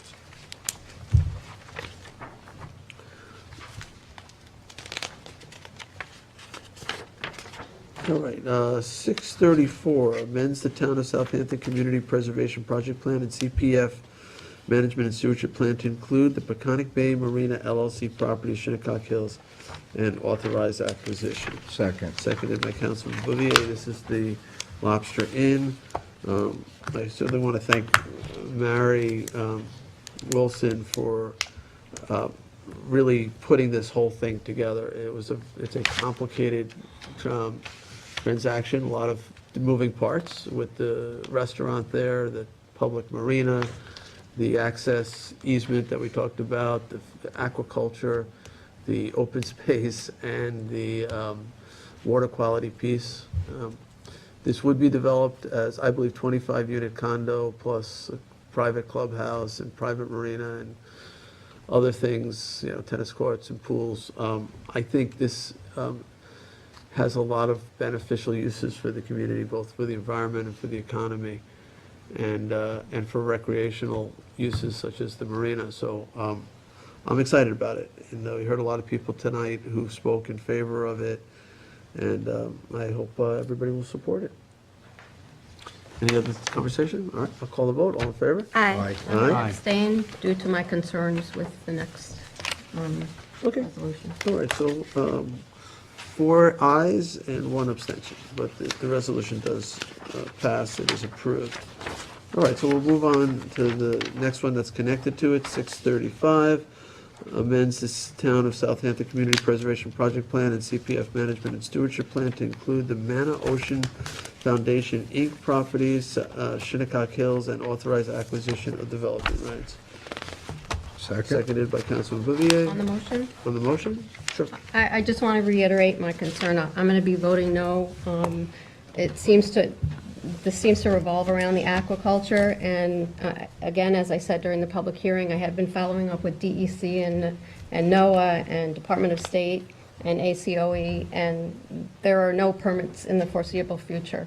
And so I just, to move forward with this, in my opinion, with no permits, I know how long it takes to get a DEC permit, I can't support it.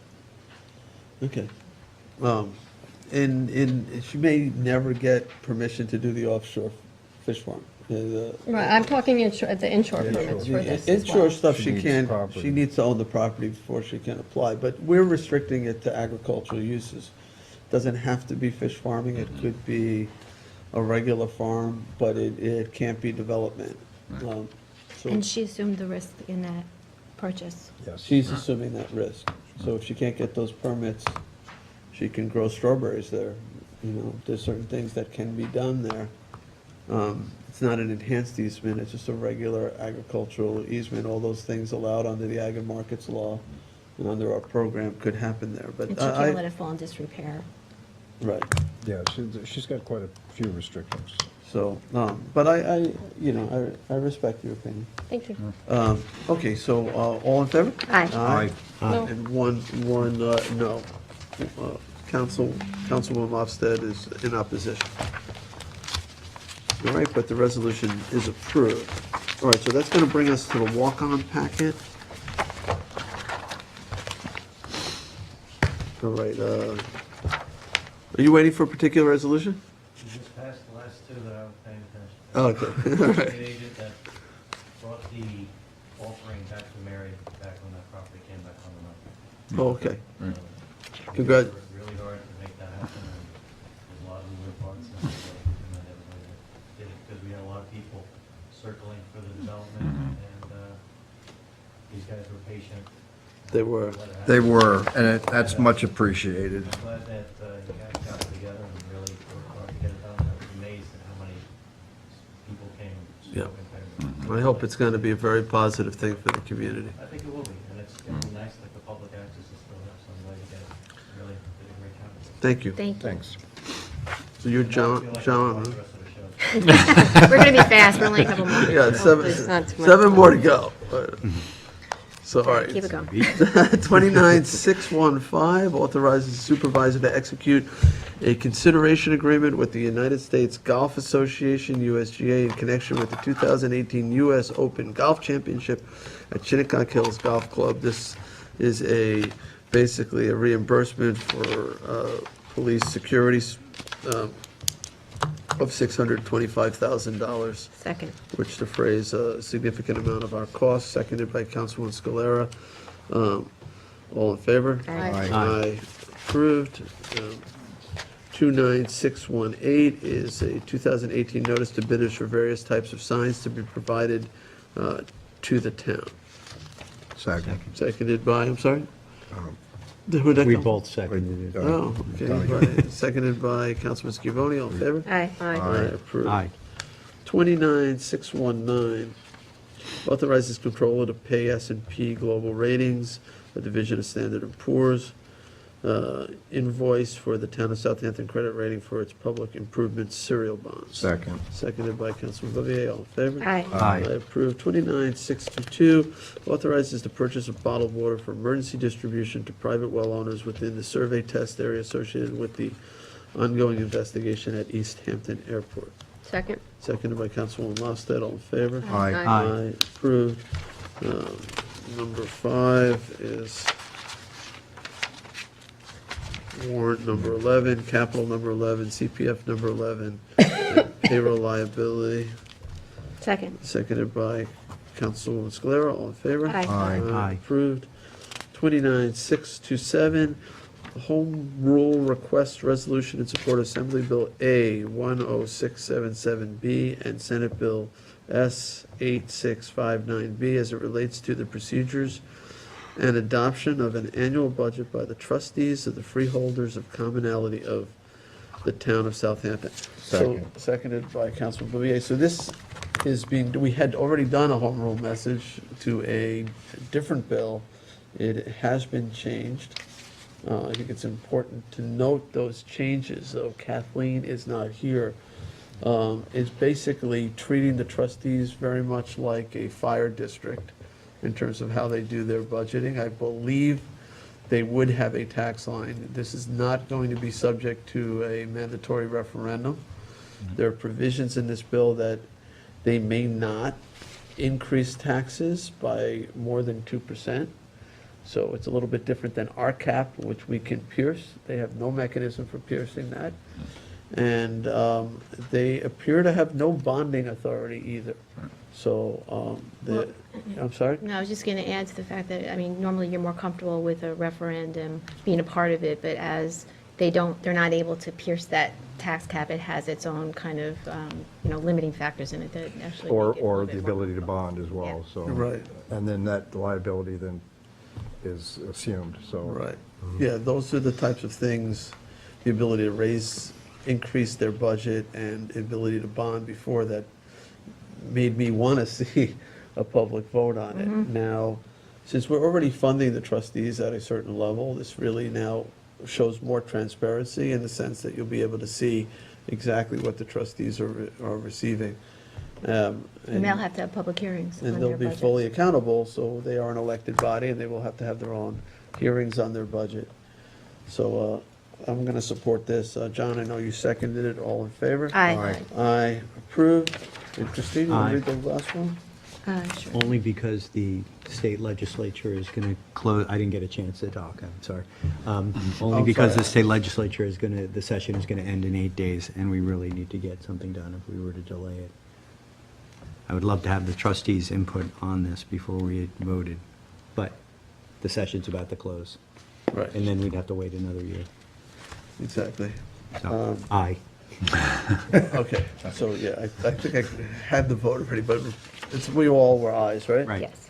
Okay, Christine, you want to read the last one? Resolution 29628 is a 2018 notice to bidders for Ponquag Beach redevelopment of the beach pavilion.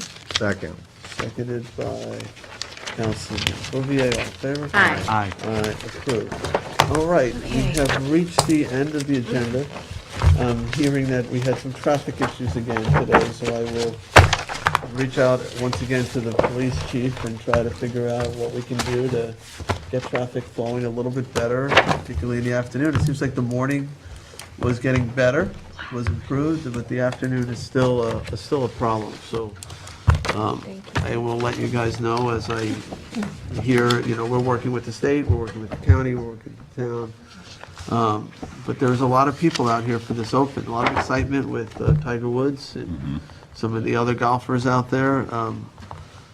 Tomorrow is the last day, I believe, of the practice rounds, and then Thursday, the full tournament gets underway, and we're expecting the crowd to grow each day a little bit, so. Thursday. Well, I took the train on Tuesday, and it was a very nice experience. So if anybody can, and the times work for them, I suggest it. Right. The moral of the story is take the train if you can. But there are other people Trains or who buses. aren't going to the US Open, who are just going to work and have to get back from work. Well, that's, I took it to work. I didn't take it to the Open. I took Okay, it to yeah. here. You did, Yeah. good for you. Good, good.